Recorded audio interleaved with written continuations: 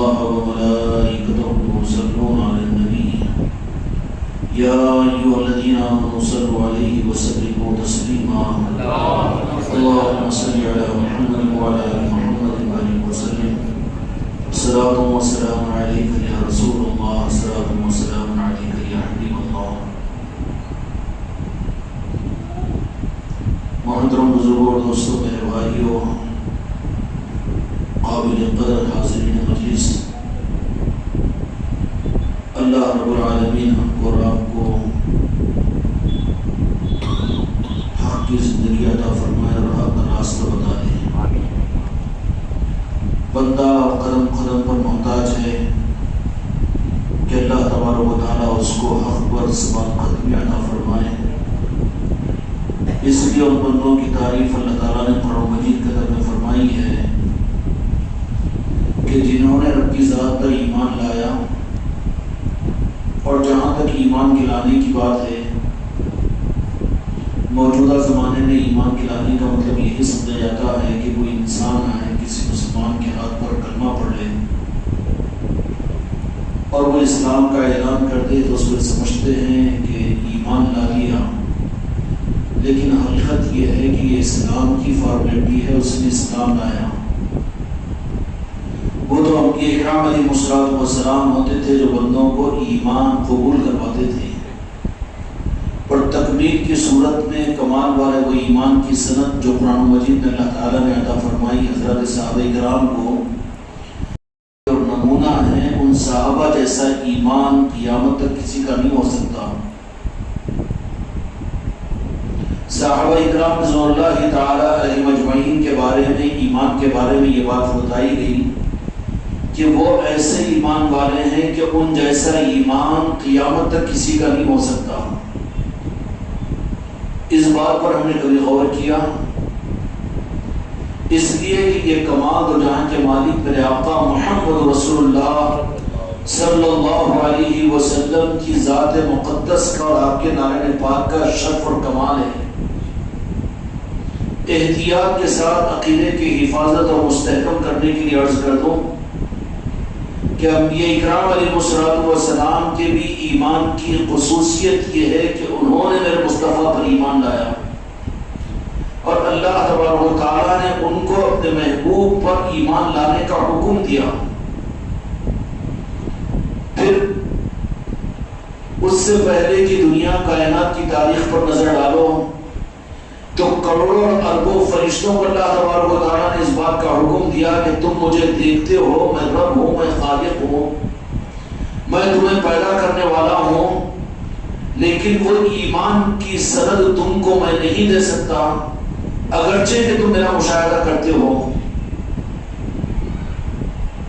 فرشتوں کو اللہ تبارک و تعالیٰ نے خود پیدا کیا تو فرشتے تو اللہ تعالیٰ کا دیدار کرتے تھے، عرش الہی کو دیکھتے تھے، نظام غیب ان کے سامنے مشاہدے میں تھا. لیکن ان فرشتوں کو بھی اللہ تبارک و تعالیٰ نے فرمایا کہ جو میں ایمان کی سند کو متعین کیا ہوں کہ وہ ایمان کی سند میرے مشاہدے پر میں تم کو نہیں دیکھ سکتا، بلکہ تمہیں بھی میرے محبوب دو جہاں کے مالک محمد رسول اللہ صلی اللہ علیہ وسلم سے ایمان کی سند لینی پڑے گی.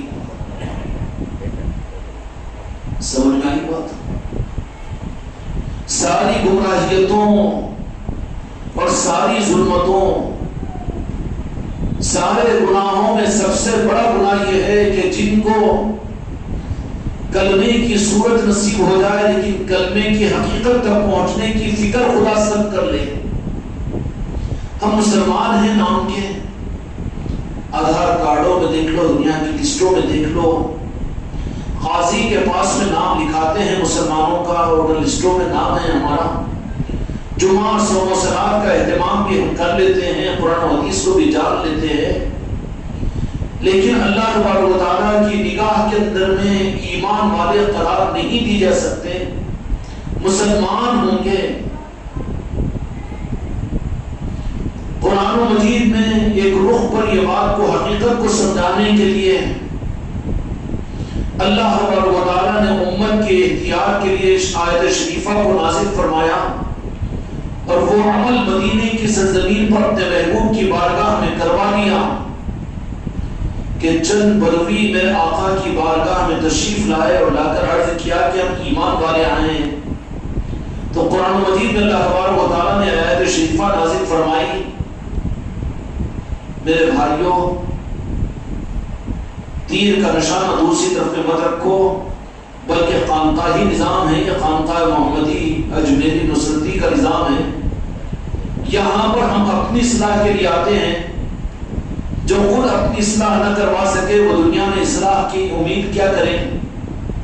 جو خود منور نہ ہو سکے دنیا میں نور وہ کیا تقسیم کرے؟ جو خود نہ چمک سکے وہ دنیا کو کیا چمکا سکے؟ جو خود روشنی کو حاصل نہ کر سکے دنیا کو وہ روشنی کیا دے سکے؟ صحبت مصطفیٰ میں رہ کر بھی جن کے قلوب نور مصطفیٰ سے نہیں چمک سکے، عظمت مصطفیٰ سے پر نور نہیں ہو سکے، وہ منافق بن کر بازو رہ گئے.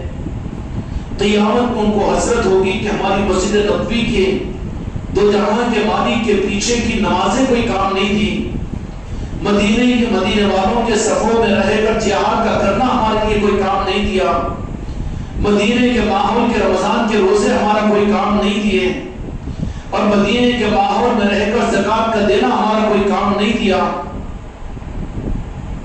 اور جن کو کام نہیں دیا وہ طبقہ کون سا تھا؟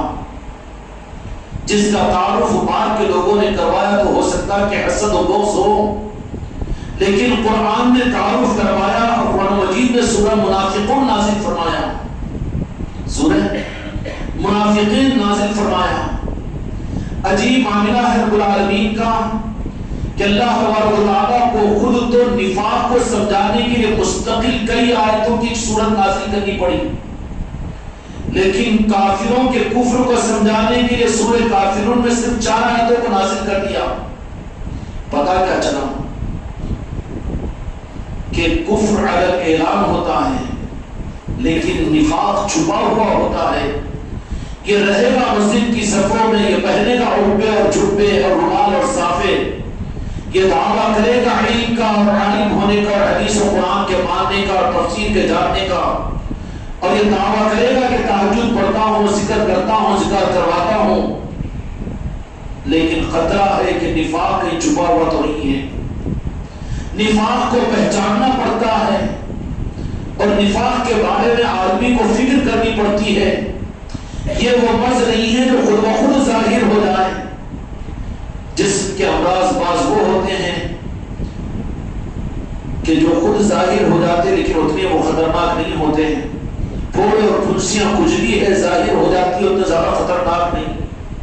زیادہ سر میں درد اور بخار آ جائے وہ ظاہر ہو جاتا ہے لیکن اتنا خطرناک نہیں. دست اور قے ہے وہ اتنا خطرناک نہیں، علاج بہت آسان ہے.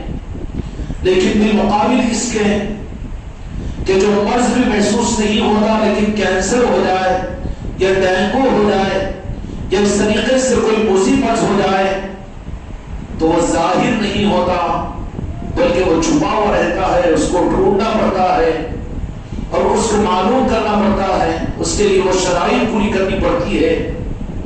کفر بہت جلدی ظاہر ہو جاتا ہے اور کفر اور شرک یہ بہت ظاہر ہونے والا گناہ ہے، لیکن بالمقابل اس کے قرآن مجید کے مطابق میں کہ کفر اور شرک جس سے پرہیز بھی بڑا آسان ہے، احتیاط بھی بہت آسان ہے. کافر ہے اس کا علاج یہ ہے کہ وہ مسلمان بن جائے. شرک ہے اس کا رخ یہ ہے کہ اللہ کی ذات پر ایمان لا لے. سمجھ میں آئی بات؟ لیکن بالمقابل اس کے کہ نفاق، منافقت یہ وہ مرض ہے کہ جو اتنا چھپا ہوا ہوتا ہے کہ جس کو پہچاننا پڑتا ہے، جس کی ٹوہ میں لگنا پڑتا ہے، جس کے پیچھے پڑنا پڑتا ہے، جس کے لیے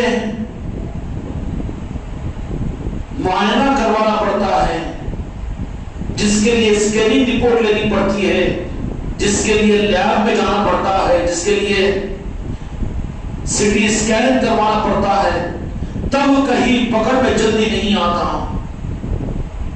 آپ نے کسی بیماری کے لیے کسی ماہر ڈاکٹر کے پاس ملے تو کہا کہ ایکسرا لے لو، ایکسرا دے کر بولا کہ نہیں، ذرا آگے کی چیز، پھر وہ بھی دے کر نہیں، مرض پکڑ میں نہیں آ رہا، اب اس کو سٹی اسکین کرو اور یہ کرو اور یہ کرو، تو بولے کہ ایکسرا نہیں، ایکسرے میں مرض نہیں مل رہا ہے۔ دو جہاں کے مالک میرے آقا محمد رسول اللہ صلی اللہ علیہ وسلم کا حیات ظاہر مکہ اور مدنی کی زندگی میں وہ زمانہ تھا کہ میرے مصطفیٰ کی نظروں سے نفاق بھی پکڑا جاتا تھا اور کفر بھی ایک لمحے میں دھل جاتا تھا بہت آسانی کے ساتھ میں، کہ جو جان کا قاتل بن کر آیا وہ قدموں میں پڑھ کر جان کا دینے والا بن گیا۔ قتل کے ارادے سے چلے حضرت عمر فاروق رضی اللہ تعالیٰ عنہ، لیکن میرے آقا کی ایک نگاہ کرم نے انہیں قتل کرنے والے خود قتل ہو گئے۔ اس طریقے سے یہ چیزیں اس زمانے میں میرے آقا کے ظاہری حالات کے اندر بھی کفر اور شرک کا علاج مشکل نہیں تھا، لیکن اس زمانے کے اندر بھی ویسے ماحول میں رہ کر نفاق اندر میں موجود تھا، اور منافقین اپنے نفاق کو چھپانے کے لیے ظاہری اعمال کا زیادہ اہتمام کرنے والے تھے۔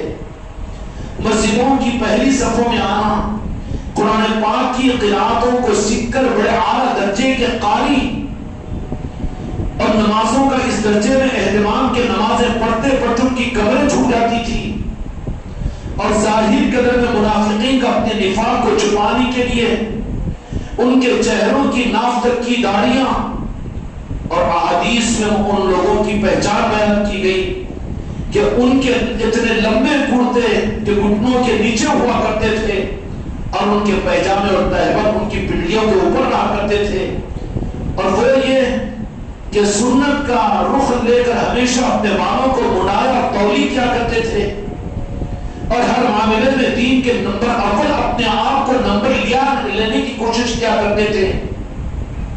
جہاں پر اظہار کا مسئلہ ہوتا اچھل کر مخلص صحابہ کے سامنے جا کر وہ عمل کیا کرتے تھے۔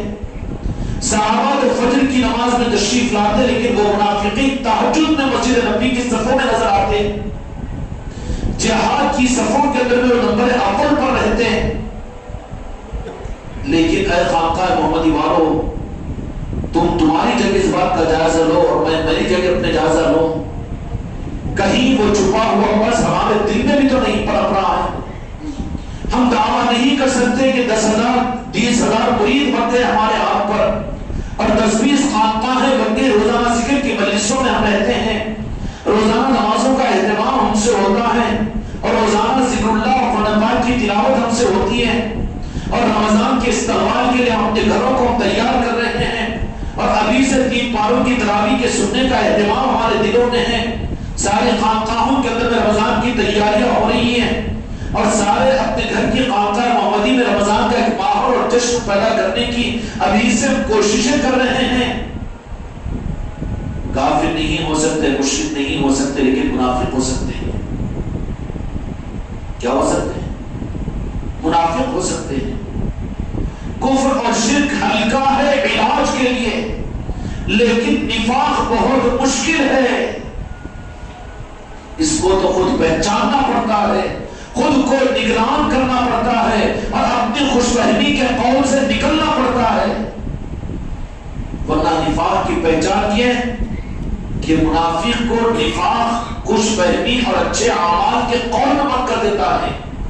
ہم کو کیا بولتے کہ ہم تو مرید ہیں، ہم تو خلیفہ ہے، ہم تو پیر ہے، ہم تو خانقاہ والے ہیں، اور ہم تو آپ کو نہیں معلوم کہ ہم نمازوں کی مسجد کے صفوں کے مصلی ہیں، اور ہم مسجد کے صدر ہیں، ہم تو عالم ہیں، ہم تو حافظ ہیں، ہم تو قاری ہیں، ہم تو بیان کرنے والے ہیں، ہم تو تقریر کرنے والے ہیں۔ ممکن ہے، ممکن نہیں، تجربہ ہے یہ کہ مدینے میں رہنے والے منافقین بھی اپنے نفاق کو چھپانے کے لیے بہترین قسم کے اعمال کا قول نفاق ان کا اوپر ڈالتا ہے۔ سمجھ میں آ رہی بات؟ قرآن مجید میں اللہ تبارک و تعالیٰ نے اسی حقیقت کو ظاہر کرنے کے لیے میرے آقا کی امت پر، غلاموں پر کرم کرنے کے لیے اس لیے لگ جاؤ اپنی فکر میں، ڈٹورو اپنے قلب کو، محسوس کرو نفاق تو رات کے اندھیرے کے ہونے سے پہلے اپنے نفاق کو دور کرنے کا اللہ سے دعا کرو۔ رات کے اندھیرے میں پتہ چل جائے کہ نفاق کا جراثیم ہمارے اندر میں ہے تو دن کے اجالے کے نکلنے سے پہلے کوشش کر لو کہ وہ نفاق کا جراثیم تمہارے اندر سے نکل جائے۔ اور نفاق کی آسان اور ادنا پہچان بتا دو،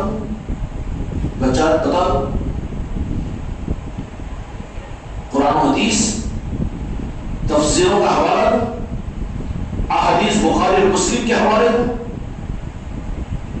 فتاوے سناؤ۔ نہیں، نفاق کی پہچان یہ کہ ہم اپنے کو منافق نہ سمجھیں، اپنے کو نہیں، ہم تو ماشاءاللہ نفاق کا جراثیم ہے نہیں ہے اس مرض میں مبتلا دور میں اچھا ذکر کرنے والا، میں اچھی نماز پڑھنے والا، میں علم والا، میں تفسیر پڑھنے والا، میں تفسیر سننے والا، میں رمضان کے روزے رکھنے والا، میں زکات دینے والا، ہم تو ماشاءاللہ نمازوں کو آنے والے ہوئے۔ منافقت کے جراثیم کی پہچان یہ ہے کہ اس کی بدبو یہ کہ وہ اپنے کو اچھا سمجھتا اور اپنے کو منافق نہیں سمجھتا، اور جو منافق نہیں اس کی پہچان یہ کہ وہ اپنے کو ہمیشہ خطرے میں محسوس کرے۔ مل گئی پہچان؟ کبھی مطمئن نہیں ہونا، اس لیے کہ یہ وہ مرض ہے جو صرف اور صرف آل علی اور اولاد علی اور خانقاہوں کے نظام میں پکڑا جاتا ہے۔ اس کے لیے ضروری ہے کسی مرد قلندر پیر کامل کے ہاتھ پر اپنے آپ کو بیچے، کہ حوالے کر دے اپنے آپ کو، اور حوالے بھی زندہ رہ کر نہیں، معدل قبل یموت، کہ ایسے حوالے کرو کہ جیسا مردہ برستے زندہ۔ وہ حوالے ہی کہاں ہے، وہ تو نخرے مسخرہ بنے، وہ تو ٹیپ کھیل رہا ہے کہ میں مر گیا ہوں، اور ہمدردی میں کوئی پہنچے تو آنکھیں کھول کر اس کو ڈرا ہے تاکہ اس کو ڈرا دے۔ وہ مرید نہیں ہے، وہ خلیفہ نہیں ہے، وہ پیر نہیں ہے جو اپنے کو بہتر سمجھے، دھوکے میں ہے، وہ دھوکہ کھا رہا ہے۔ مدینے کا ماحول خدا کی قسم قیامت تک امت کے لیے لیبرٹی ہے۔ یہ بات کے مسئلے کو جمع سارے مسائل یہ بات کی ایجادات ہے، وہاں سے ہی ڈیریکٹ نہیں ہوتا۔ مدینے کے ماحول میں میرے آقا نے اپنی امت کو قیامت تک تربیت کے لیے کوئی کسر باقی نہیں رکھی، امت کو مسئلہ کو جماعتوں کا محتاج نہیں بنایا، بعد کے چیزوں کا میرے مصطفیٰ نے محتاج نہیں بنایا۔ جو میرے مصطفیٰ کا صحیح بن جاتا ہے اس کے لیے کافی ہے میرے مصطفیٰ کا نظام مدینہ۔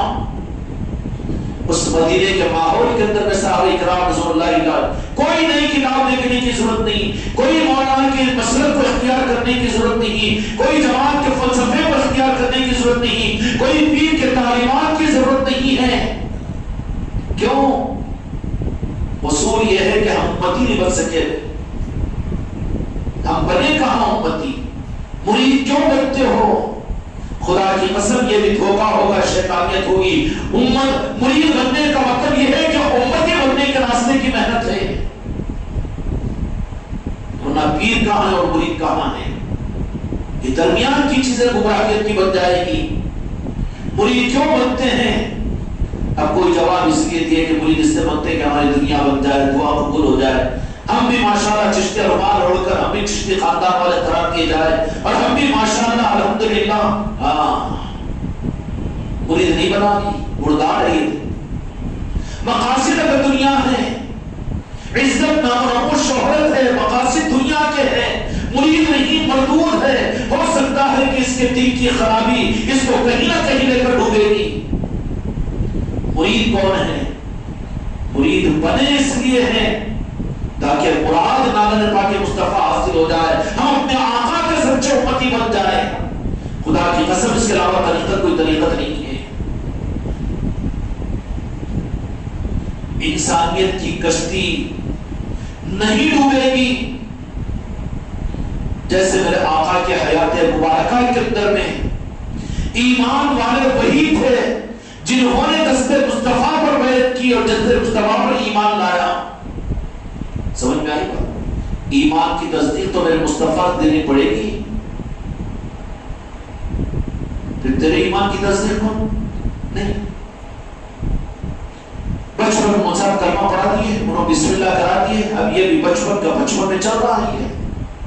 نہیں, بچپن کا کپڑا تجھے بچپن میں نہیں چل سکتا, بچپن کا دودھ بچپن میں نہیں چل سکتا, تو تیرے بچپن کا وہ بسم اللہ, بچپن کا وہ کلمہ تجھے شعور پیدا کر کے یہ اسلام کی صورت میں تجھے ملا تھا, تو فکر کر کے ایمان والا بننے کی فکر کر لیتا. تجھے بچپن میں کیوں کلمہ پڑھایا گیا, تیری بسم اللہ کیوں کی گئی, تیرا عقیقہ کیوں کیا گیا, اور تیرے پیدا ہونے پر تیرے کان میں اذان بارگاہ میں اقامت کیوں پڑھی گئی, تیرا نام کیوں رکھا گیا؟ اس لیے کہ تجھے اس روح کو بتا دیا گیا کہ تجھے محنت کر کے مومن بننا ہے. فاضلوں کو اگر تکلف ہے وہ ہم سے دور نہیں, میرے مصطفیٰ کی ذات اپنی امت سے دور نہیں, امت ان سے حجاب میں دور محسوس کرے گی, لیکن میرے مصطفیٰ اپنی امت سے دور نہیں ہے. لیکن ظالموں نے دین کے نام پر, مسلک اور جماعتوں کے نام پر میرے آقا سے امت کو کتنا محجوب اور دور کر دیا ہے. وہ تو چلے گئے نعوذ باللہ, وہ تو ہو گیا, وہ تو 14 صدی گزر چکے ہیں, وہ تو مدینے کی زمین پر ہے. نہیں, لا حول ولا قوت الا باللہ, عقیدہ باطل ہے یہ. قرآن مجید اللہ تبارک و تعالیٰ نے شریفہ کہ ان ظالموں کو یہ آیت بھی کوئی ہدایت نہیں دے رہی ہے کہ میرے محبوب آپ فرما دیجئے, اے میرے محبوب آپ فرما دیجئے کہ میں مومنین کی روحوں سے زیادہ قریب ہوں. روح کے بغیر وجود ہے, روح کے بغیر وجود نہیں ہے. تو ہمارے آقا اگرچہ ہماری نظروں پر احتیاط ہے, پردہ ہے, ورنہ مشکل کیا ہو جاتی اگر نظریں کھل جائے میرے آقا جو دیکھ رہے ہیں مجھے, میرے آقا اگر کسی پر کرم فرما لے. اس دنیا میں آج بھی وہ زمین ایسے لوگوں سے خالی نہیں ہے جن کو جہاں کے مالک راز اپنا دیدار ادا کرتے ہیں, جن کو اپنے پاس سے بلا لیتے ہیں اور خود ان کو اپنا دیدار ادا کر دیتے ہیں. دن میں 7 مرتبہ بارگاہ مصطفیٰ میں حاضری ہو جاتی ہے. تم نہ جانو حقیقت میں, لیکن تم لوگوں کے ایسے لوگوں سے بھی ملاقات ہوئی ہے. ضروری نہیں ہے نہ جاننا, ضروری نہیں ہے, وہ راز رہتے ہیں, چھپائے جاتے ہیں.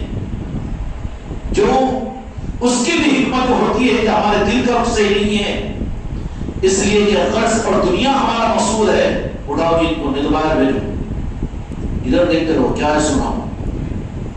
ہمارا رخ غلط ہے, ہم دنیا کے پجاری ہیں, ہم دنیا کے پجاری ہیں. اگر اللہ تبارک و تعالیٰ کی راست مشاہدے میں نہیں ہوتا, لا یدرک الابصار ہے, لیکن اللہ جن کو چاہتا ہے اپنا دیدار کرواتا ہے. کیا کرواتا ہے؟ اللہ نے کہا کہ کوئی انسان مجھے نہیں دیکھ سکتا, قرآن کی آیت ہے, لیکن اللہ نے یہ نہیں کہا کہ میں جس کو چاہوں نہیں دکھ سکتا ہوں. دکھ سکتا ہے وہ جس کو اللہ کے اختیار میں ہے کہ وہ جس کو چاہے بندے کو کیا حشرات العرض کو بھی نظر آ سکتا ہے. رب پر قانون لگانے والا کوئی نہیں ہے.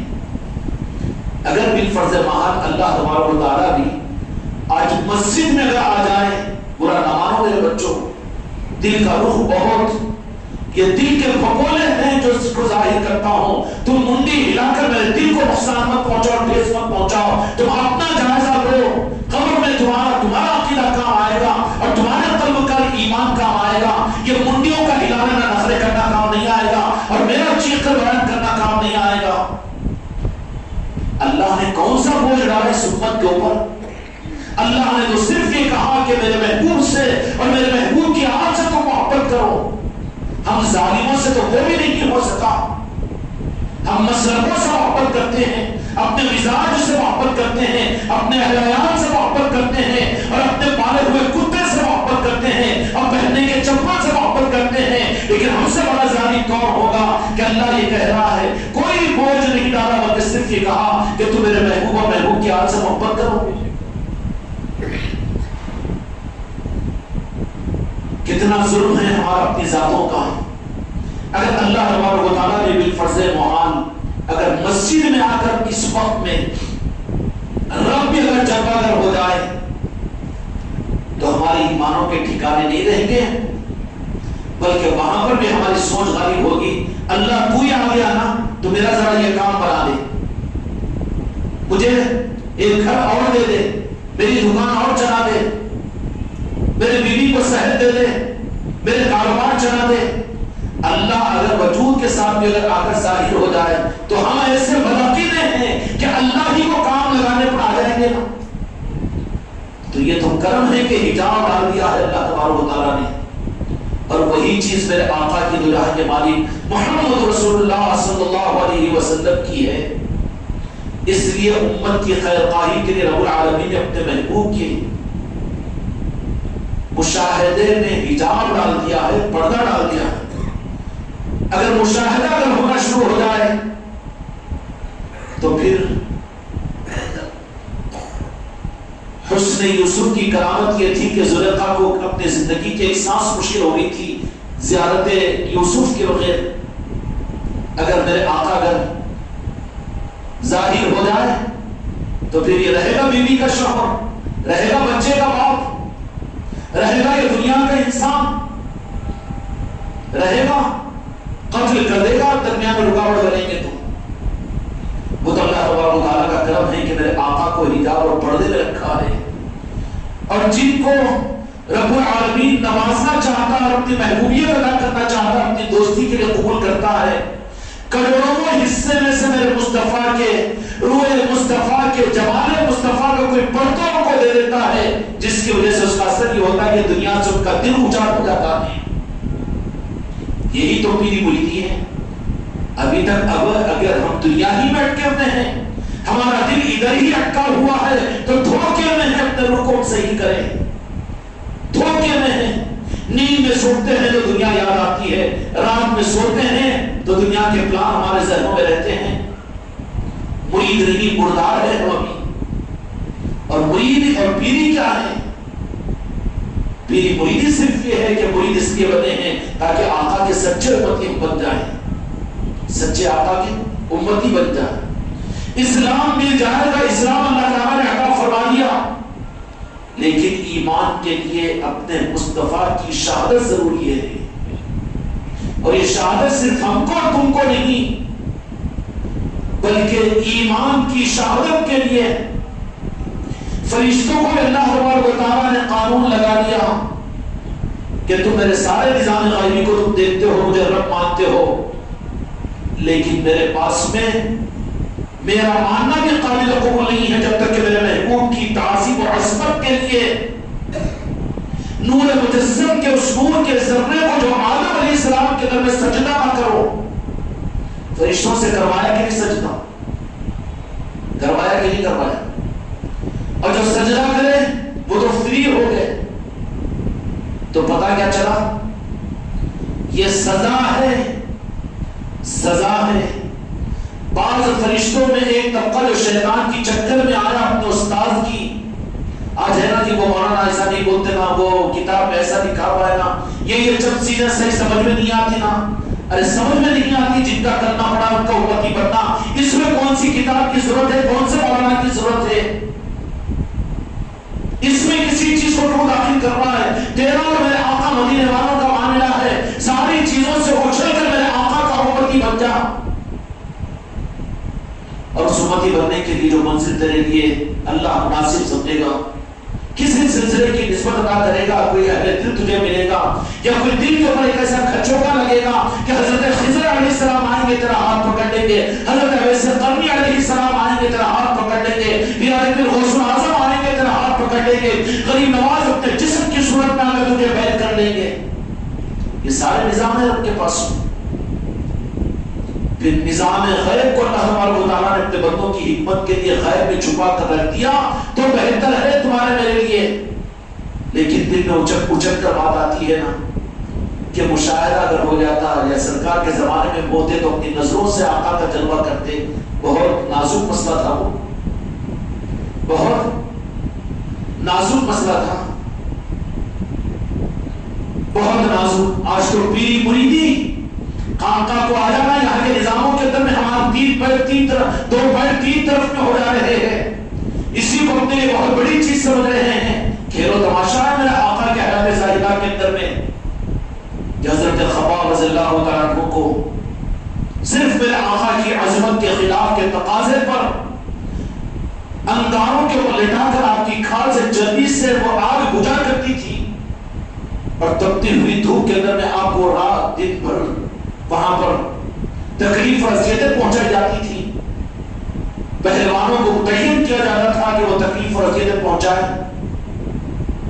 میرے بھائی، اللہ تعالیٰ جو سہولت کے ساتھ میں نعمت ہے اس کی قدر کرو، زیادہ حماقت مت کرو کہ ہم بھی مشاہدہ کریں، ہم کو بھی نظام غیب کے اولیاء نظر آ جائیں، ہم کو بھی دو آقا کے جہاں دو جہاں کے مالک کی زیارت ہو جائے، اور ہم بھی اللہ تبارک و تعالیٰ کو دیکھیں، اور ہم کو بھی نظام مشاہدہ نظام غیب ہمارے سامنے بھی کھل جائے. اس کی ضرورت، اس کی خواہش کا پیدا ہونا خود منافقت کی دلیل ہے. صحابہ جو تھے وہ کبھی کسی معجزے کا مطالعہ نہیں کرتے تھے، لیکن منافقین کو مشرکین اور حاسدین مصطفیٰ ان کے ذریعے سے معجزات کا تقاضا کیا کرتے تھے میرے آقا کی بارگاہ میں. اچھا وہ پیغمبر ہے، وہ نبی ہے، تو ذرا معجزہ بتاؤ، بولو وہ کرو، وہ ہو گیا تو بیٹا کے بولتے ہیں کہ ویسا تو کر دیے، چاند کے 2 ٹکڑے ہو گئے. تو اپنے بڑے آقاؤں کے پاس میں کیوں کہ رہتے ادھر تھے لیکن دل تھا اور دیوار کے بازو والوں کے ساتھ میں، جا کے کفار و مشرکین کو کہتے ہیں کہ چاند کے 2 ٹکڑے ہم نے کہا اور میرے آقا نے، وہ آقا کہاں سے بولنے کی نوبت آتی ان کو؟ تو یہاں تو یا رسول اللہ بولنے کو شرط آئی ہے، یہ امت ہی ہے، آقا کے ساتھ میں اتنا بیر، یا رسول اللہ کہنے کے اوپر اور آقا کی محبت کی عظمت کے اظہار کے لیے مسلب جماعت کی قیدوں میں ہے. کہاں تک پہنچی بھی ہے امت؟ کوئی وجہ نہیں ہے. اللہ تعالیٰ ایمان کے رخ کو صحیح فرمائے. مسلب و جماعتوں کا تعلق پر بیچ میں کیوں لا رہے ہو؟ آقا کی امت کو آقا کی امت بنانے میں درمیان میں اپنا حصہ مت لو. ظالم بن جاؤ گے، منافق بن جاؤ گے. تم سے اگر ہو سکتا ہے تو کوئی کلمہ پڑھنے والا ہے، مسلمان ہے، تو اس کو میرے آقا کی محبت اور میرے آقا کی عظمت اس طرح سے بتاؤ کہ وہ راست میرے آقا کو امتی بن جائے.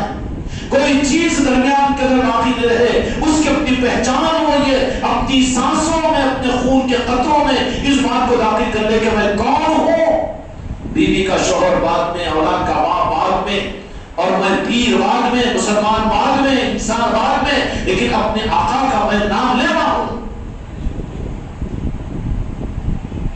یہ ہے کیفیت ہے تو شکر ادا کرو، نہیں ہے تو لائٹ مت لو، معمولی چیز مت لو.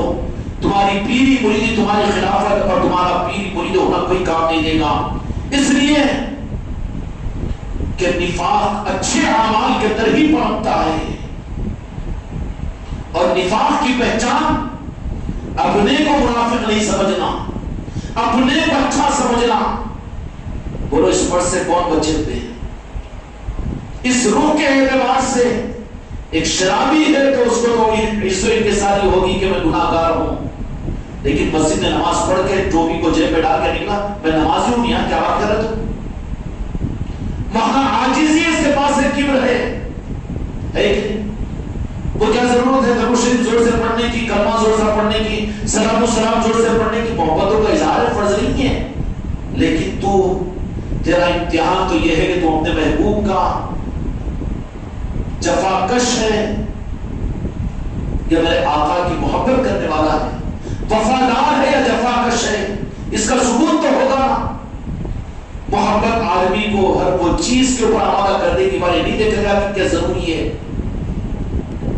فرشتوں کے لیے بھی اللہ تبارک و تعالیٰ نے قانون لگا دیا کہ تم مجھے دیکھ رہے ہو، مجھے مان رہے ہو، تو تمہارا ایمان میرے پاس میں قابل قبول نہیں، اس لیے کہ میں نے ایمان کا مرکزی اپنے محبوب کے نارین پاک کو بنایا، نور مصطفیٰ کو بنایا. خلقت کا مقصد صرف اپنے مصطفیٰ کو دنیا میں ظاہر کرنا تھا. لولاک لما خلقت الافلاک. رب کو کوئی حاجت نہیں تھی، ضرورت نہیں تھی. رب کا ٹینشن نہیں ہے یہ کہ اللہ کو مانا جائے، اللہ کو پوجا جائے، اللہ کی عبادت کی جائے اور اللہ کے سجدے کیے جائے. وہ تو بے نیاز سے بڑا اور بڑا ہے. اس کا مقصد تخلیق کائنات، تم کو مجھے پیدا کرنے کا مقصد اپنے محبوب کی محبت کا ظاہر کرنا ہے کہ میں اپنے محبوب سے کیسے محبت کرتا ہوں. تو خانقاہ محمدی مسجد ہمارے مصطفیٰ میں اس کو ظاہر کیا جائے، جامع مسجد میں اس کو ظاہر کیا جائے، اور گھروں کی خانقاہ محمدی میں اس کو ظاہر کیا جائے. خدا کی قسم یہ حق کے نظام ہے. وہ مسجدوں کے حق کا نظام نہیں ہے جس سے میرے آقا کی عظمت کو چھپایا جائے، مسلک اور جماعتوں کو سامنے لایا جائے۔ آج کیا ہو رہا ہے مسجدوں مدرسوں کے اندر میں؟ حق وہ نہیں ہے، حق کی پہچان صرف یہ ہے کہ میرے آقا کی عظمت کو ظاہر کیا جائے، ایک ایک انسان کو میرے آقا کی محبت اور عظمت کو اس کے اوپر تیار کیا جائے۔ کسی عیسائی پر نظر پڑے گی، کسی یہودی پر نظر پڑے، کسی مجوسی پر نظر پڑے گی، کسی بت پرست پر نظر پڑے، کوئی ٹینشن نہیں۔ تمہارا وہ بندہ نہیں ہے، وہ رب کا بندہ ہے، وہ اس کی مرضی کے بغیر وہ بت پرستی نہیں کر رہا ہے۔ تو جو ٹینشن لے رہا خواہ کی، اب یہ ٹینشن لے کہ بم بلاس کرو، وہ کافر ہے، وہ قتل سے، تیری ٹینشن تیری ذمہ داری کہاں ہے پاگل؟ تو اپنے اندر کے نفس کو، اپنے نفاق کو قتل کر پہلے بت پرست پر بھی نظر پڑ جائے، وہ اللہ کا بندہ ہے، رب کا بندہ ہے کہ نہیں؟ پھر آپ کی ذمہ داری کیا ہے؟ کنتم خیر امۃ اخرجت للناس، سارے انسانوں کے لیے تمہیں نکالا گیا ہے۔ کسی بت پرست پر نظر پڑے تو تم کو یہ ٹینشن آنے کی ضرورت نہیں کہ اس کی بت پرستی کیسے ختم ہو جائے، وہ شرک سے دور کیسے ہو جائے۔ یہ ٹینشن تمہارا نہیں ہے، وہ معاملہ اس بندے کا اور رب کا ہے۔ تمہارا ٹینشن یہ ہے کہ تم کو میرے اللہ نے جب میرے آقا کا دامن اور میرے آقا کا نام عطا فرمایا، اور ایسی شخصیت اور ایسی ذات مصطفیٰ جو خدا کی پہچان ہے، وہ جب تم کو ملی ہوئی ہے تو ان کی عظمت اور محبت پر ان کو تیار کرو۔ یہ ہے کنتم خیر امۃ اخرجت للناس، سارے انسانوں میں میرے مصطفیٰ کی محبت کا پیغام پہنچاؤ۔ کیا پہنچاؤ؟ اسلام کو پہنچانا، دین کی تبلیغ ہو رہا ہے پاگل، قرآن کو پہنچانا۔ تو مسلمان ہو کر قرآن پر عمل کرنے کو تیار نہیں ہے، تفسیریں کر کے تفسیروں کو جان کر تو عمل تیری زندگی سے زیرو۔ کتنے حافظ نماز 20 رکعت تراویح میں نماز پڑھائیں گے لیکن دوسرے دن کا روزہ وہ نہیں رکھیں گے، ہے نہیں ہے؟ یہ تو ماننے والوں کا کیا حال ہے، اب چلا ہے دوسروں کے معاملات میں۔ لیکن ہماری ذمہ داری کیا ہے؟ ہماری ذمہ داری یہ ہے کہ ہم اپنے آقا اللہ کے مالک محمد رسول اللہ صلی اللہ علیہ وسلم کی محبت دنیا کی ساری قوموں میں تقسیم کریں، اور تقسیم کس روح کے ساتھ میں کہ وہ ہمارے رسول ہمارے نبی یہ نہیں بلکہ ساری انسانیت کے لیے رحمت للعالمین بنائے گئے ہیں، اور ساری انسانیت کو رحمت پہنچانے کے لیے میرے آقا کو دنیا میں مبعوث کیا گیا۔ خدا کی رحمت کا ساغر میرے مصطفیٰ کے نام پاک ہے۔ آؤ یہودیوں، آؤ نصرانیوں، آؤ مشرکوں، اے مندر میں پوجا کرنے والوں، اے بتگدوں میں بیٹھنے والوں، آؤ تھوڑا سا محبت میرے مصطفیٰ کے سامنے بھی کر لو، اس لیے کہ وہ اخلاق کا پیکر ہے، ان کی زندگی ایسی حسین ہے کہ اگر حسن ظاہر ہو جائے تو کوئی منکر نہیں ہوگا۔ اسلام کا منکر ہوگا لیکن ظاہر مصطفیٰ کا منکر نہیں ہو سکتا۔ ارے وہ اسلام کا منکر کیسا؟ تو مسلمان کیا قبول کر رہے اسلام کو؟ کتنا دھر دھر کر رہا ہوگا، کتنا رمضان آ رہا، چاند دیکھتے روزے رکھنا پڑے گا، مسلمان ہے تو یار تو پھر کیسا پلانا بنانا ہوگا، روزے سے میں کیسے بچوں، شوگر کا سرٹیفکیٹ لے لوں، ڈاکٹر سے پوچھ لوں، حکیم سے معلوم کر لوں، وہ مولانا سے فتویٰ لے لوں، یہ مفتی صاحب کا فتویٰ، روزے سے بچنا مجھے ہے، یہ مسلمان ہی ہے نہیں دل کے چوٹ، سفر میں جا رہا ہوں، وہ کر رہا ہوں، یہ کر رہا ہوں، اب لہٰذا میں روزے سے کیسے بچوں؟ مسلمان ہے وہ جو رمضان کے آنے پر روزے سے بچنے کی راستوں کو اختیار کرے، یہ تو ظالم ہے مسلمان۔ پھر اس سے زیادہ بدنصیب کون ہوگا جو روزے بھی نہ رکھے لیکن روزداروں کی صورت بنا کر روزداروں کو دھوکہ دے۔ بہت سے لوگوں نے، آپ لوگوں کی تجربہ کیا ہوں گے، کھا کے منہ ہاتھ بول کے پانچ کے یہ کر کے کلی کر کے بعد کیوں نہیں بولو؟ مسجد کا صدر ہونا، روزہ نہیں رہا تو پھر مسلح کیا بولیں گے؟ افطار میں بھی حاضر اور افطار کے بعد کی دعوت میں اور معلوم ہے ایسی چل رہی ہے نا لفندری دین کے معاملات کے اندر۔ صدر صاحب ہے نا، عالم صاحب ہے نا، حافظ صاحب ہے نا، پیر صاحب ہے نا، منہ پہنچو، کس کو دھوکہ دے رہا ہے؟ وہ مسلمان ہیں جو رمضان آنے پر میرے آقا نے فرما دیا کہ میری امت وہ ہے کہ جو اپنی پوری زندگی یہ تمنا کرے کہ اللہ تعالیٰ پوری زندگی رمضان ادا کر دے، جو ایک مہینے کے رمضان پر دل تھک تھک کر رہا ہے اور پلان بنا رہا ہے کتنے روزے چھوڑ دوں، سفر میں جانے کے ہیلے سے، شوگر کے مرض سے، بی پی کے نخروں سے، اور کڈنیوں کے درد کی وجہ سے، یا بخار اور وہ کیسا بھی کیا نہیں کیسے ہیں، وہ مسلمان ہے۔ وہ مسلمان ہے جو رمضان آنے پر میرے آقا نے فرما دیا کہ گورنمنٹ سرونٹ سے جو لیو ملتی ہے تو وہ کیا کرتے معلوم ہے؟ زبردستی کے میڈیکل لیو لگا دیتے ہیں، جو استعمال کرنا ہے نا بچنے کے لیے۔ تو مسلمان کا معاملہ بھی رب کے ساتھ یہ ہو رہا ہے۔ رمضان کے اہتمام میں تو یہ بیان فرمایا میرے مصطفیٰ نے کہ میری امت تو وہ ہے کہ جو اپنی پورے سال کے 12 مہینے رمضان ہونے کی تمنا کرے گی، اور جو رمضان سے بچنے کی تمنا کرے، عیدیں نکال کر روزے سے بچنے کی تمنا کرے۔ کون سی کیٹیگری ہے؟ میں بوڑھا ہو گیا، وہ عذر ہے شریعت کے اعتبار سے تو ٹھیک ہے، ان کے لیے گنجائش ہے، لیکن زبردستی کے سہارے گھوم نہیں سکتا تو گھر میں آرام کرتے ہوئے روزے کا اہتمام کر۔ اس لیے میرے مریدوں کو اس بات کی کوئی گنجائش نہیں ہے وہ اپنے آپ کو مرید ہونے کا دھوکہ نہ دے لیں، اس لیے کہ ہم شریعت کو ہلکا ہوتے ہوئے دیکھنے والے اہل طریقت نہیں ہے، وہ دوسرے ہوں گے دکان چلانے والے پیری مریدی کے کہ جو یہ کہہ دے کہ ہم تمہارا ہاتھ پکڑ کر لے جا کر جنت میں لے کر چلے جائیں گے، تمہیں شریعت کی ضرورت نہیں، تمہیں روزوں کی ضرورت نہیں، اور تمہیں تراویح کی ضرورت نہیں، تمہیں نمازوں کی ضرورت نہیں، میرے پیر کی چادر نہیں، پیر کی چادر کا پیر کو چادر نہیں تو کہاں سے ملے گی؟ اہل طریقت کو ہوتے ہیں کہ جو شریعت کی حفاظت کرنے والے ہوتے ہیں، اور طریقت کے امام کون ہیں؟ حضور پیرانتی رسول اعظم دستگیر رحمت الرحمان۔ اور کون ہیں وہ؟ محی الدین ہیں، جو دین میں زندگی دینے والے، دین کو زندہ کرنے والے۔ اور کس طرح سے دین کو زندہ کیا کہ آپ کی ولادت باسعادت بھی پہلی رمضان کو ہوئی۔ اما جان کی خدمت میں لوگوں نے معلوم کیا اختلاف ہوا بغداد کے اندر میں کہ رمضان ہے کہ نہیں ہے کہ نہیں ہے، تو سیدانی ماں ہے، چلو اما جان سے پوچھ لیں گے، کیونکہ عظمتیں ان گھرانوں کو ملی بھی ہوتی ہے جہاں پر نئے لوگ پیدا ہونے والے ہوتے ہیں۔ اہل بغداد آئے اور آ کر کہا کہ آج رمضان میں اختلاف ہو رہا ہے، تو اما جان نے کہا کہ آج پہلی رمضان ہے۔ کیوں؟ اس لیے کہ میرا پیدا ہونے والا بچہ عبد القادر صبح سے سحر سے دودھ نہیں پیا، اور یہ سلسلہ والا مرید، ہم کو روزے کی ضرورت نہیں، ہم کو نماز کی ضرورت نہیں، اور یہ دھوکے میں لگا ہوا ہے کہ ہمارا نبی ہم کو بخشوا لے گا۔ ایک مہینے کی رخصت لے لے، ایک مہینے کے کام و کاج کو آگے پیچھے کر دے، کرونا میں 3-3 4-4 مہینے مرانی اپنے گھر کے اندر میں، اور ایک رمضان کے اہتمام کے مہینے کے لیے یہ اپنے سارے کاروبار کو ذرا کم نہیں کر سکتا، بچنے کے راستے ڈھونڈ رہا ہے، تو تو دین کو کیا زندہ کرے گا؟ دین کو تو خود ہی کر رہا ہے، نقصان پہنچا رہا ہے۔ اس لیے کوئی مرید کے لیے کوئی گنجائش نہیں ہے، جو شریعت کے اعتبار سے گنجائش ہو والے بات اس کا انکار نہیں کرتے، لیکن کوئی مرید، وہ کہاں ہے میرا مرید جو جان بوجھ کر رمضان کے روزے چھوڑ دے، نمازیں چھوڑ دے، تراویح چھوڑ دے، رمضان کے اہتمام کو ختم کر دے۔ اس لیے میری بچیاں بھی خوب اچھی طرح سے ان کی ذمہ داری بھی ہے کہ اپنے گھروں کے اندر استقبال رمضان کے لیے اپنے گھروں کو تیار کرو، اپنے گھر کی خانقاہ محمدی میں وہاں 24 گھنٹے کا روحانی ماحول بناؤ۔ اور ایسے ہی سارے مریدین کو میرا حکم یہ ہے کہ وہ اپنے علاقے کی خانقاہوں میں تراویح بھی ہو، سارے معاملات بھی پورے کر رہے ہوں۔ جو ہماری مسجد میں نہیں پڑھ سکتے، کیا ہم مسجد کے صدر ہیں، ہم کو مسجد میں نہیں ہوں گے صدر،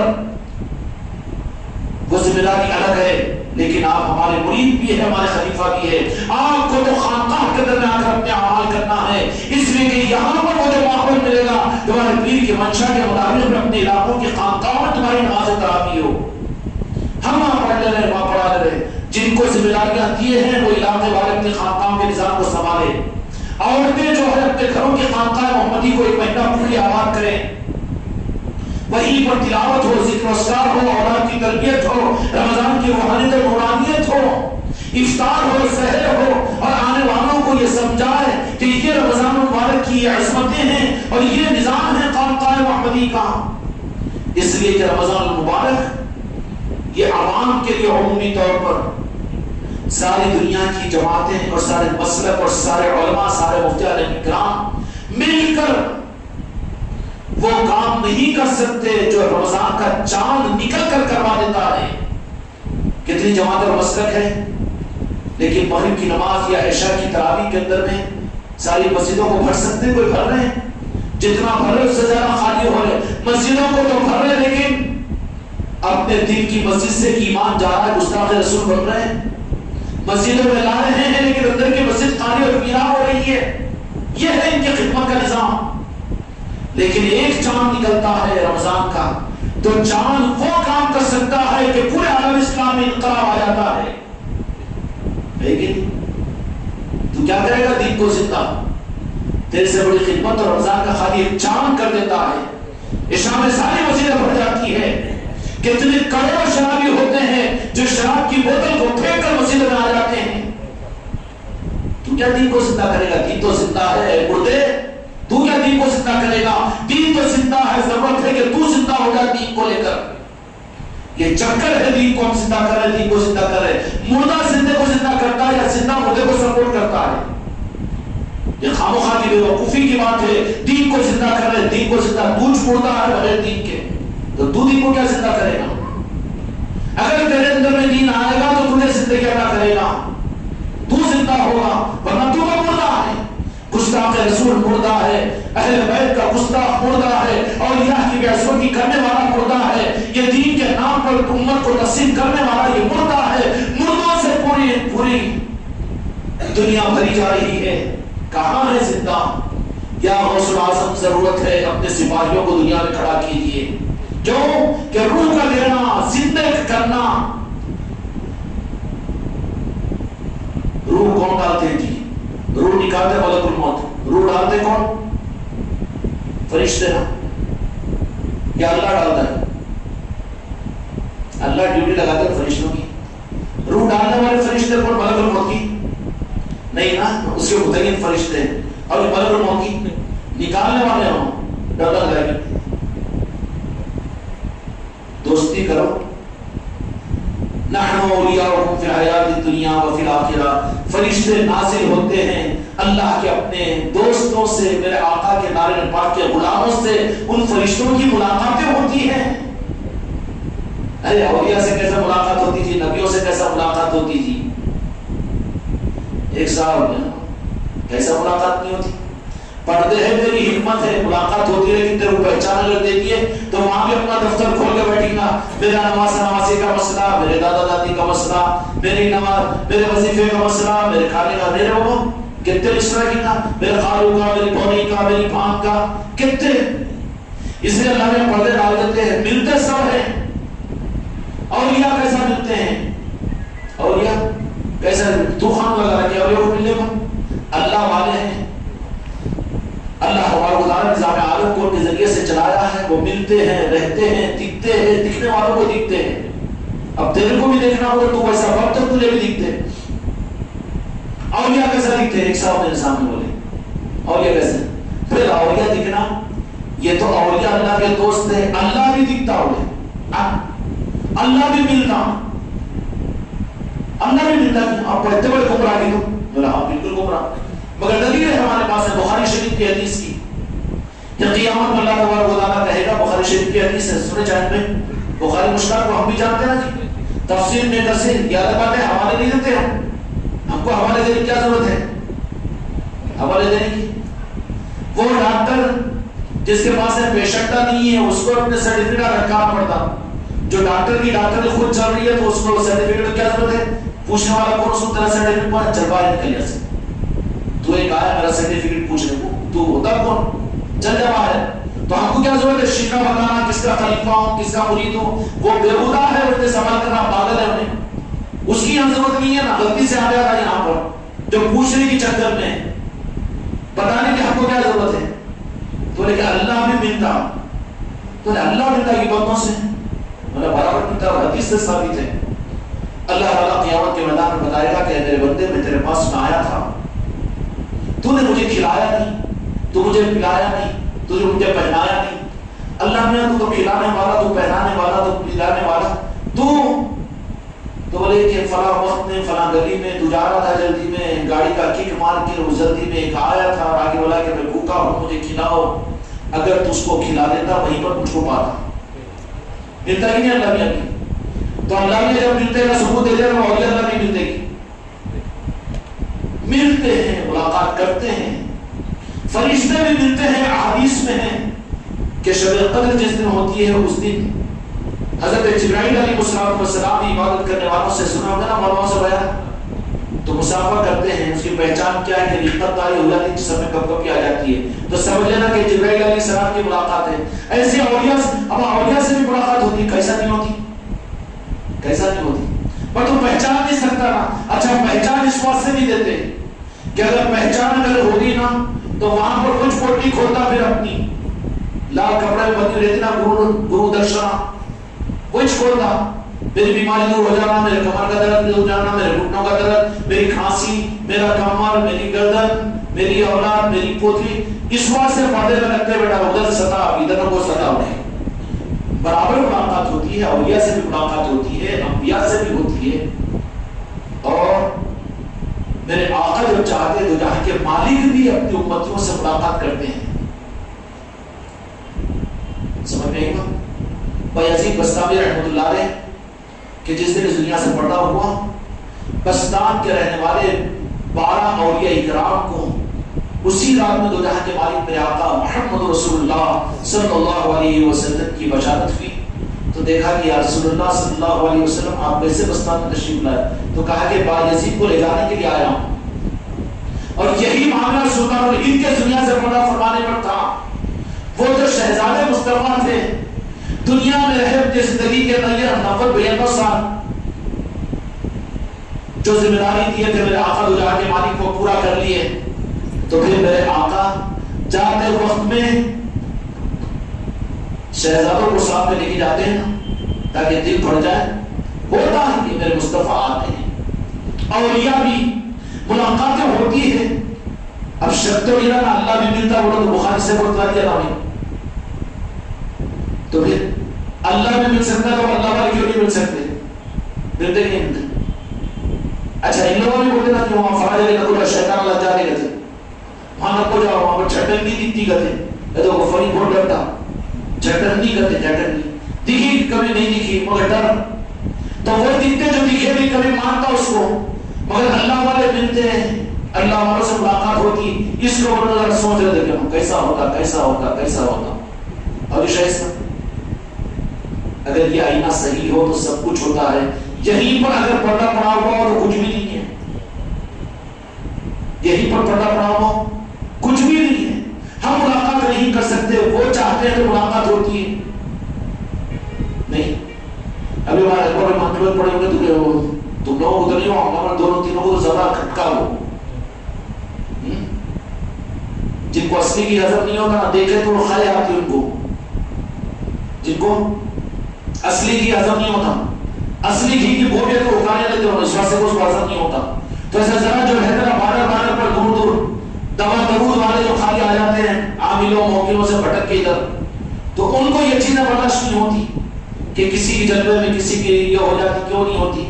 بخاری شریف میں کہ اللہ تعالیٰ فرماتا ہے کہ کسی بندے کو میں اپنا بنایا تو اس کا ہاتھ بن جاتا ہوں، اس کا پیر بن جاتا ہوں، اس کی زبان بن جاتا ہوں، تو پھر کیا شک جس کو بن جاتا اللہ نے کہا کہ میں بن جاتا ہوں، تو غوث اعظم میں دو جہاں کے مالک کا دکھنا عقیدے کے خلاف تو نہیں ہو سکتا۔ غریب نواز میں اللہ تبارک و تعالیٰ کی تجلیات کا محسوس کرنا غیر عقیدے کی بات تو نہیں ہو سکتی۔ اسی طریقے سے ان کی آل میں جو ہوتے ہیں قیامت تک آل رہے گی، ان میں جلوہ نمائی اگر ہوتی ہو تو دیکھنے والوں کا کمال ہے، تو دکھنے والے کا کمال نہیں ہے، وہ تو چھپنے کے چکر میں ہوگا لیکن لوگوں کو دکھے گا ان کے طرف سے۔ اب وہ جن کو دکھ رہا ہے انہوں کا ہے اس کو بڑی بدعزمی کھٹے لگانا شروع ہوتے بھر اور بھر، اور وہ ویسا کیسا ہوتا کہتے ویسا کیسا ہوتا، لیکن نہیں، مرض اپنے اندر میں اپنے مرض کو پکڑو۔ نفاق جب تک رہے گا، یہ آئینے کے اوپر دھبے ہیں، ان آئینوں کو صاف کرنے کا نام خانقاہ کا نظام ہے۔ اس لیے رمضان المبارک کا مہینہ آ رہا ہے، اس لیے سارے مریدین اس مہینے کی پوری تیاری کریں، کوئی روزہ کوئی نماز کوئی نفل ہماری زندگی سے نہ چھوٹے۔ رمضان کا خاص مہینہ ہے۔ اے اہل طریقت، اچھا اہل طریقت نہیں ہے، تو کون سی طریقت کا ہے؟ اہل طریقت کا مطلب کیا ہے؟ کہ اہل طریقت اہل شریعت ہوتے ہیں، اہل شریعت یہ اہل شریعت ہوتے ہیں، اہل محبت ہوتے ہیں۔ شریعت پر جو عمل کر کے جنت میں جائیں گے نا، اس ذات سے محبت کرنے والے اہل طریقت ہوتے ہیں۔ سمجھ میں آ رہی بات؟ مسلمانوں کو دین پر ناز ہوگا، لیکن اہل طریقت وہ ہوتے ہیں کہ جن کو دین پر ناز ہوتا ہے۔ کون ہے جی؟ ہم سال کے 11 مہینے خاکہ گزارتے رہتے ہیں، بلکہ نا 1 مہینہ گزارنا ضروری ہے کہ روزہ رکھنا ضروری ہے کہ ذرا ٹیم کھیل لیں گے نا، ٹیم کھیل لیں گے نا، روزے نہیں لگے ذرا منہ پوچھ لے کے سرما ورما لگا لے کے خوشبو لگا لے کے لوگ سمجھنا آپ کو روزے داری چھے 1 مہینے کی رخصت لینا ہے، لے دو، کاروبار کو آگے پیچھے کرنا ہے کرو، مگر جان پوچھ کر شرعی مجبوری ہو اس بات کی الگ بات ہے، لیکن عذر بنا کر روزے کو نہیں چھوڑنا، اس لیے کہ دین کو زندہ کرنے کا نظام طریقت والوں کا ہے، اور یہی وجہ ہے کہ حضور پیارے میں غوث اعظم جو طریقت کے امام ہیں، رمضان کی پہلی رمضان کو آپ کا تولد ہوا کہ نہیں ہوا، اور آپ شریعت میں جان پیدا کرنے والے ہیں، تو طریقت کا نام لے کر شریعت کو کمزور کرنے والے ہیں، وہ اہل طریقت نہیں، دھوکہ ہے یہ۔ اس لیے میرے بھائیوں، رمضان کا اہتمام، اس کی نوافل، اس کے روزوں کا اہتمام، تراویحوں کا اہتمام، انشاءاللہ اس مسجد کے اندر روزانہ 3 پاروں کے سننے کا انتظام بھی ہوگا، اور پہلے عشرے کے اندر مستورات کو بھی، بچیوں کو بھی ہماری اجازت ہوگی، ابھی سے اپنا نظام بنائے، 10 دن کے لیے کوئی آٹو وغیرہ کا نظام کر لے کہ انشاءاللہ عشاء کی نماز یہاں پر 9 بجے ہوا کرے گی، تو 9 بجے سے پہلے 8:30 بجے یہاں پر آ جانا، عشاء کی نماز کے بعد تراویح ہو جائے گی، تراویح کے بعد میں 10:30 11 بجے یہاں سے روانہ ہو جائیں گے۔ ایک 10 دن کے لیے ایسے آٹو کو بات کر لیجیے اپنے اپنے علاقے کی، تاکہ ایک ایک محلے کے اندر میں ایک آٹو ایک گھر پر پہنچ جائے۔ 10 دن کے لیے آٹو کا کرایہ کتنا ہوگا؟ 1000 ہوگا نا؟ نہیں 2000 ہوگا، اور وہ میں سے زیادہ تو نہیں نا، 2000 ہوتا اور ہمارا غوث تیار ہو جاتا، ہو جاتا نہیں نا؟ تو پھر رمضان کی نسبت پر 2000 روپے خرچ کرنا کوئی مشکل ہے؟ پھر رمضان کا حق کیا ادا ہوگا؟ اس لیے ہماری مریدان اپنے خاندان کی عورتوں کو، اپنے اڑوس پڑوس کے محلے والوں کو، رشتہ داروں کو تیار کریں کہ 3 پاروں کے سننے کے لیے 10 دن کے لیے آٹو لگائیں گے، کرایہ ہم دیں گے، لیکن آپ کو ہمارے ساتھ خانقاہ کو چلنا پڑے گا۔ ایک آٹو رکشہ کارن سے، ایک آٹو خانہ پور سے، ایک آٹو قلعہ سے، ایک آٹو بڑکا محنت سے، ایک آٹو وہاں سے، ایک آٹو یہاں سے، ایک آٹو وہاں سے، کیوں بھائی ٹھیک ہے؟ اچھا خود ہی بیٹھ کے نہیں آنا بیگم کے ساتھ میں، ہم جاتے گاڑی میں انہیں دیکھو بیگم کو بٹھا دیتا، آ جاتا، فرید کو بھی چھوڑ دیتا، فرید کو تو ہلا مل جاتا، کیا کرو بولے؟ نہیں، عورتوں کو 5-7 محلے کے رشتہ داروں کی عورتوں کو وہاں پر کیا آپ کی بیگم کو ذمہ داری دے دو کہ ان بہنوں کو لے کر آئیں تراویح کے بعد بھی، کیوں؟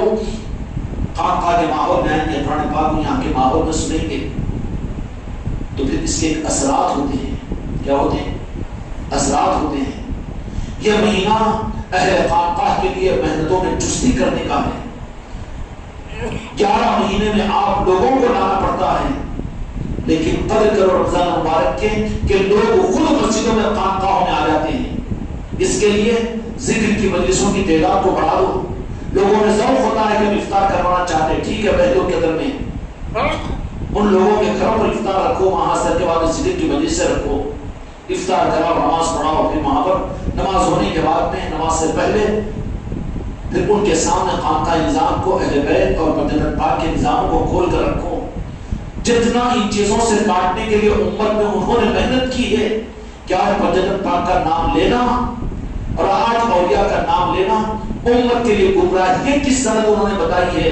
تمہارے لیے رمضان کے وہ مبارک مہینہ ہے کہ اس امت کو جو اللہ تبارک و تعالیٰ چاند کی مدد سے مسجدوں میں بھیجتا ہے، ان میں تم ایسی محنت کرو کہ وہ میرے آقا کے نام پاک سے جڑ جائے، وہ جنت پاک سے جڑ جائے، اہل بیت اور آل رسول سے جڑ جائے۔ اس کے لیے تم جیسی محنت کر سکتے ہو کرو، مارکیٹوں میں مجلسیں کرو، افطار کی گھروں میں کرو، محلوں میں کرو، اور کرو وہاں پر محفلیں افطار کے عنوان پر مسلمان آئیں گے، ان کو سمجھاؤ کہ دو جہاں کے مالک کی محبت کیا چیز ہے۔ اسلام تو لا ہے، لیکن ایمان کے حاصل کرنے کے لیے میرے آقا سے محبت ضروری ہے، اور اس ایمان کے حاصل کرنے کے لیے بجت پاک یہ ہے، آل رسول یہ ہے، نظام سمجھاؤ ان کو تاکہ سمجھ میں آ جائے گا۔ تو پھر رمضان کے بعد میں بھی وہ خانقاہی نظام سے، خانقاہوں سے جڑیں گے، تو پھر ان کو حقیقی چشمہ اور حقیقی نسبت ان کو مل جائے گی، ورنہ ہر جگہ تو مسئلہ کو جماعت ہے نا، پوری امت اپنے مسئلے و جماعتوں کے لیے امت کو استعمال کر لی، لیکن امت کے لیے کچھ کرنے کو کوئی تیار نہیں ہے۔ اے خانقاہ والو تم بھی انجام مت ہو کہ تمہاری محنتوں کا خلاصہ یہ ہے کہ جن کی امت ہے تم ان تک جوڑ دو، ان تک پہنچانے کی کوشش کر لو، اور اس کا نام ہی ہے خانقاہ محمدی کا نظام۔ اس لیے اپنے اپنے علاقوں میں ایسی محنتیں کرو، اپنے اپنے محلوں کے اندر سے پروگرام بناؤ، اور کیا نظام طے کر سکتے اپنی عقل و دانش کو استعمال کر کے آپ لوگ کرو۔ میری بیٹیاں بھی اپنے اپنے اعتبار سے یہ نظام بنائیں کہ کس طریقے سے وہاں پر نظام بنا کر اپنے رشتہ داروں کو، اپنے دوست احباب کو، اپنے محلے والوں کو ہم تراویح میں لائیں گے اور یہاں کے نظام میں بھی جوڑیں گے، اور اپنے گھروں میں خانقاہ محمدی کے اندر میں ذکر کی مجلسیں رکھ کر ان کو وہاں پر اہل بیت کے نظام سمجھائیں گے، اور میرے آقا کے محبت اور میرے آقا کی نسبت کے ساتھ ایمان کے کمالات سنائیں گے، اور اس کے لیے خانقاہ محمدی کے نظام کو سمجھانے کی کوشش کریں گے۔ سمجھ میں آ رہی بات؟ یہ مہینہ پوری امت کے لیے آپ لوگوں کو جانے کا مہینہ ہے۔ یہ نہیں ہے کہ اب تو 11 مہینے جانے چھوڑ لینا خانقاہ کے اندر، ایک مہینہ ہم لوگوں کا ہے، اب انہیں دم پہ آئے سے بردے کے سر کا بازو رہتا، کیوں نہیں؟ ایک مہینہ ان کو چھوڑ دینا کہتا ہے اچھا تو چھوڑ جائے گا، کیوں رہتا بازو؟ پوری امت میں کھل مل جاؤ، رابطے پیدا کرو، ان کے پاس محافلیں رکھاؤ، مجالسیں رکھاؤ، محنتوں کو بڑھا دو۔ سمجھ آئی بات؟ یہ ذمہ داری اس کی ہے کہ حضور پیارے میرے غوث اعظم دستگیر رحمت الرضوان پہلی رمضان مبارک کو آپ کا تولد ہوا تو کیا ہوا کہ آپ کون تھے؟ محی الدین تھے، جو دین میں جان کو ڈالنے والے، دین کو پیدا کرنے والے۔ آج ان معنوں کے اندر میں آج اسلام کسی نہ کسی صورت میں بے جان ہو رہا ہے۔ کیا ہو رہا ہے؟ بے جان ہو رہا ہے۔ اسلام کی جان اعمال نہیں ہے، اسلام کی جان میرے آقا کی محبت ہے، اہل بیت کی عصمت ہے، آل رسول کی تعظیم ہے۔ یہ جان امت کے اندر سے اسلام کے اعتبار سے نکلتی ہے، اس کو دینے کے لیے اس مہینے کو عنوان بنا کر ایسی محنت کر ڈالو، ایسی کوشش کر ڈالو کہ اس مہینے کے اندر انشاءاللہ کہ پیارے پیر غوث اعظم محی الدین تھے تو ہم ان کے غلام ہیں، پھر سے مردہ اسلام میں انشاءاللہ جان کو پیدا کرنے کے لیے ہم اپنے اندر میں جان کو پیدا کرنے کے لیے کچھ کوشش ہم کر لیں گے، کریں گے انشاءاللہ۔ اس لیے میرے بھائیوں وہ بات رہ گئی ادھوری، اس بات کی تکمیل اللہ تعالیٰ ہم کو سمجھنے کی توفیق عطا فرمائے۔ فرشتوں کے لیے بھی اللہ نے ایمان کی سند میرے مصطفیٰ کی تعظیم میں رکھی ہے۔ انبیاء کا معاملہ آیا، انبیاء سے تو نعوذ باللہ صحابہ برابر نہیں ہو سکتے، تو اولیاء برابر نہیں ہوتے، تمام جدھر پاس سکتے، کوئی مناسبت نہیں ہے۔ لیکن نبیوں کی بات بھی آئی تو سورہ بنی اسرائیل کے اندر اللہ تعالیٰ نے فرما دیا کہ اے نبیوں تمہارے ایمان کی تصدیق یہ ہے کہ عہد میثاق لیا کہ میرے مصطفیٰ کو جن کے لیے میں نے تمہیں پیدا کیا ہے اس ذات مصطفیٰ کی تصدیق کرو کہ وہ تمہارے زمانے میں آ جائے تو تم بھی ان کے امتی بنیں گے۔ عہد میثاق کی آیت قرآن مجید نے تفصیلات میں جانے کا موقع نہیں، تو نبیوں کی ایمان کی تصدیق کے لیے میرے مصطفیٰ کی محبت کو شرط لگایا نبیوں کی ایمان کے لیے۔ اب صحابہ پر آ جائیے، صحابہ کے ایمان کے لیے، صحابہ کے ایمان کے بارے میں اللہ تعالیٰ نے قرآن مجید کے احادیث میں فرما دیا کہ وہ کوالٹی والا ایمان ہے کہ جن جیسا ایمان قیامت تک کسی کا نہیں ہو سکتا۔ پھر اولیاء کا نہیں، اولیاء کا بھی نہیں، اولیاء کا بھی نہیں۔ تعجب والا ایمان تو ہو سکتا، لیکن وہ کوالٹی، وہ معیار کا ایمان جو صحابہ کا تھا وہ ہو ہی نہیں سکتا قرآن پاک کے مطابق میں۔ کیوں؟ اس کی وجہ یہ تھی کہ وہ میرے آقا دو جہاں کے مالک کو اپنے سر کی آنکھوں سے دیکھ کر آپ کے دست مبارک پر انہوں نے ایمان قبول کیا۔ وہ کوالٹی والا ایمان ہے جو بعد میں کسی کو نہیں ہو سکتا۔ تعجب والا ایمان بعد والوں کا ہوگا، لیکن وہ کوالٹی کا ایمان جو صحابہ کا نہیں تھا، اس کی وجہ کیا ہے؟ اس کی وجہ یہ ہے کہ انہوں نے اپنے سر کی آنکھوں سے میرے مصطفیٰ کی زیارت کی تھی۔ سمجھ میں آئی؟ سمجھ میں آئی؟ اب وہ ایمان کی کوالٹی اللہ کے پاس سے وہی ایمان قابل قبول ہے کہ جو میرے آقا کی ذات پر ایمان لائے، اور ضروری ہے نازک بات ہے لیکن سمجھنے سے تعلق رکھتی ہے۔ اٹھاؤ اس کو، باہر بھیج دو، بابا سونا تو بیٹا بھی سو رہا ہے، نیندورا بناتی ہے اس کو، سیدھا دیکھ بیٹا ادھر بیٹھ۔ کوالٹی والا ایمان، یہاں پر مسئلہ یہ ہے کہ ہم تو کلمہ پڑھتے لا الہ الا اللہ محمد رسول اللہ صلی اللہ علیہ وسلم پڑھتے رہے کلمہ، یہ صرف ہمارا ایک طرف سے معاملہ ہے. ہم ایمان والے اس وقت میں ہوں گے جبکہ آقا بھی اپنا امت کے ہونا قبول کرے. سمجھ میں آئی بات؟ کیا کریں؟ اپنا امتی ہونا تسلیم کرے. اب ہم آقا کی بارگاہ میں آقا ہم کو اپنا امتی تسلیم کرے. ہم تو بولے امتی ہے امتی ہے امتی ہے امتی ہے امتی ہے، اس سے زیادہ گمتی ہے. میٹھا کھانے کو ملا تو صلاۃ السلام، میٹھا کھانے کو ملا تو ہاں ٹھیک ہے ماشاءاللہ دین وہ شریعت سب کچھ ہے، مگر جہاں پر مجاہدہ کرنی ریاستیں گئی تو وہاں کا نظر آتے ہیں وہاں پر تو گمتی زیادہ امتی کم ہے. تو پھر ایسے گمتیوں کا ایمان تو جہاں کے مالک اس کی تصدیق نہیں کرے تو وہ ایمان ہوگا. ہم آقا پر ایمان لائے، اس کے ساتھ ضروری ہے کہ آقا بھی یہ کہہ دے کہ ہاں یہ میرا امتی ہے، میں اس کا ایمان قبول کرتا ہوں. سمجھ نہیں ہوا؟ اب ہم کہہ رہے ہیں لا الہ الا اللہ محمد 6000 مرتبہ پڑھا، لا الہ الا اللہ محمد رسول اللہ محمد رسول اللہ پڑھا ہے. یہ پڑھنا زبان سے ہے، لیکن دل سے جو میرے آقا کا نام پوری عصمت کے ساتھ حاضر و ناظر سمجھ کر میرے مصطفیٰ کا نام لے کہ یا رسول اللہ آپ کا گنہگار امتی ہے، آنکھوں سے بھی آنسو بہے دل بھی دکھے، تو خدا کی قسم وہ صدا مدینے کی چوکھٹ تک میرے مصطفیٰ کے نام پاک تک پہنچتی ہے اور میرے آقا اس کے ایمان کی تصدیق کرتے ہیں کہ تو مجھے اپنا محبوب تسلیم کر رہا ہے، میں بھی تجھے اپنا امتی تسلیم کرتا ہوں. اور یہ تسلیم کرنے کی آسانی کا نظام میرے مصطفیٰ نے فرمایا کہ میں تمہارے درمیان دو چیزیں چھوڑ کر جا رہا ہوں، ایک قرآن پاک، دوسری اہل بیت. اہل بیت سے مراد یہ اہل طریقت کا نظام ہے جو قیامت تک ان کی ڈور سے جڑا ہوا مدینے کی چوکھٹ سے ہوگا.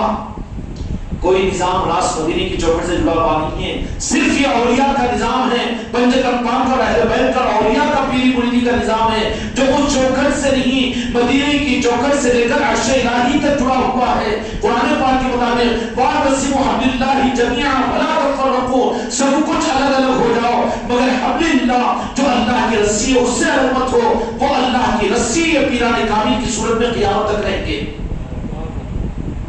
پھر کیا ہوگا؟ پھر کیا ہوگا؟ اس اسکیننگ کو تو جانتے ہیں. اب یہاں پر ٹپا مارے فوراً فیلکس پہ ڈال دیے، سیدھا امریکہ میں بھی چلے گیا. نہیں بولے یہ رجسٹرڈ ہو گیا یہاں پر، اس یہ ہو گیا، اس کی تصدیق ہوگی. ہوگا کہ نہیں ہوگا؟ پیران کامل پھر مرید نہیں بناتا نہیں تو بولیں گے مرید بنانے کا چارٹر دے دیں، جتنے ان کو سمانا مشکل ہوگا نئے نئے ڈھونڈو گے، مجھے ضرورت بھی نہیں ہو. لیکن ضرورت ہے بغیر اس کے خطرے میں پڑ جاؤ گی. ٹرین میں چڑھ گئے بغیر ٹکٹ کے تو ٹی ٹی تم کو پہچاننا ضروری نہیں ہے. ٹی ٹی کو دیکھ کر تم خود ہمک کے پکڑے جاؤ گے. پکڑے جاتے کہ نہیں؟ کالا کپڑا پہن کر وہ دیکھ کے پہچان لیتا بڑا ٹکٹ نہیں ہے اس کے پاس. قبر میں جاتے ٹکٹ نہیں ہے، کس کا ہے؟ تو نہ قادری ہے نہ چشتی ہے صابری ہے. ملک الموت ممکن نکی رہتی وہاں بنانے والے وہ کون؟ ہاں بڑے پکڑو ڈاکٹر کو پکڑو. پوری زندگی میں ڈاکٹر کا مریض بنا، استاد کا شاگرد بنا، بیوی کا شوہر بنا، لیکن کوئی اللہ والے کا مرید نہیں بنا. تو سلسلے کی ضرورت نہیں تھی. نلڈی پر ہاتھ رکھیں گے، دبائیں گے، بچھیں گے اور ایسا کہ پسلیاں ایک دوسرے میں گھس جائے گی. سب بننا تو سمجھ میں آیا. کاؤنسلر بننا، MLA بننا، MP بننا، بیوی کا شوہر بننا، اولاد کا باپ بننا، استاد کا شاگرد بننا، سب سمجھ میں آیا. لیکن کسی اللہ والے کا مرید بننا، کسی سلسلے میں داخل ہونا سمجھ میں نہیں آیا نا. تو دیکھتے جو حقی نہ ہونے ذرا اچھلی کا اچھلتے پھر ان کی نقیب پہچان لے گئے. بیٹا بغیر ٹکٹ کے آیا سو ہے. کیسی مصیبت ہو گیا اکبر میں؟ ٹکٹ پولیس والے چور کو الگ پہچان لیتے. انہیں میں چور ہوں کہ بولنے کی ضرورت نہیں، اس کی ہمایاں جو ہوتی نا اس میں چور پہچان لیتے. ہاؤ جی حیدر میں پہچان لیتے کیا بلا جو رہتے. اچھا باقی پلیئر جو اتنے ہوشیار رہتے میرے پاس میں اتنے روٹا بولنے کی ضرورت نہیں، اس کی حیبت اس کی حفاظت کی چکر کو دیکھ کر پہچان لیتے. بھائی اس کے پاس 10 لاکھ ہے، اس کے پاس میں 1 لاکھ ہے. تم کو کیسا معلوم؟ کیا غیر کا انہیں دیکھ کر پہچان لیتے ہیں. تو ممکن نہیں دیکھتے پہچان لیں گے بیٹا نہیں بغیر ٹکٹ کے آ رہے ہیں یہاں پر. اس لیے ضروری ہے اللہ سے مانگو، آستانوں پر جاؤ اولیاء کے جا کر کہو کہ سرکار کوئی نسبت ہمیں بھی عطا کیجیے، کیونکہ نسبت کے بغیر قبر میں گئے تو واپس آ نہیں سکتے نا، میدان محشر تو اور مشکل ہو جائے گا۔ وہاں پر تو قرآن پاک میں ہے کہ ہر ایک جنتی اپنے سرداروں کے ساتھ میں جنت میں جائے گا۔ کون سردار ہوں گے کہ یہ اولیاء علیہ رسول ہوں گے؟ ارے ایسا پیرش نہیں ملتا، پھر ایسا مردود کو کہاں ملتا پیر؟ تو شیطان نے تو تب کہاں ملے گا؟ شیطان کو ملتا ہی پیر۔ قرآن پاک میں اللہ نے بھی فرمایا کہ رحمان کے بندوں پر اللہ پیر کامل عطا کرتا ہے، مرشدہ فرمایا، اور جس کو پیر نہیں مل رہا ہے کا مطلب انہیں ایسا شیطان ہے جس کو پیر نہیں ملے گا، کیونکہ پیر ملا تو شیطان سے ہٹائے گا اور اللہ سے جوڑے گا اس کو۔ اس لیے لوریاں دیتے رہتا ہوں مست، زندگی بھر نعتیں، زندگی بھر منقبتیں، پیر کی چادر، وہ چادر، اور کنڈے برابر، اور کیا برابر، میلاد برابر، وہ سب برابر، پھر سلسلہ نہیں، ایسا کوئی ہے نہیں، تو ایسا ہے، اللہ ہی نہیں چاہ رہا ہے۔ نہیں جانے سے پہلے ذرا سوچ لو، کیوں دھوکہ ہر جگہ ہو رہا ہے تو علاج کرنا چھوڑ دیں گے کیا؟ معلوم کریں گے نا صحیح علاج کہاں ہوگا، جائیں گے کہ نہیں جائیں گے؟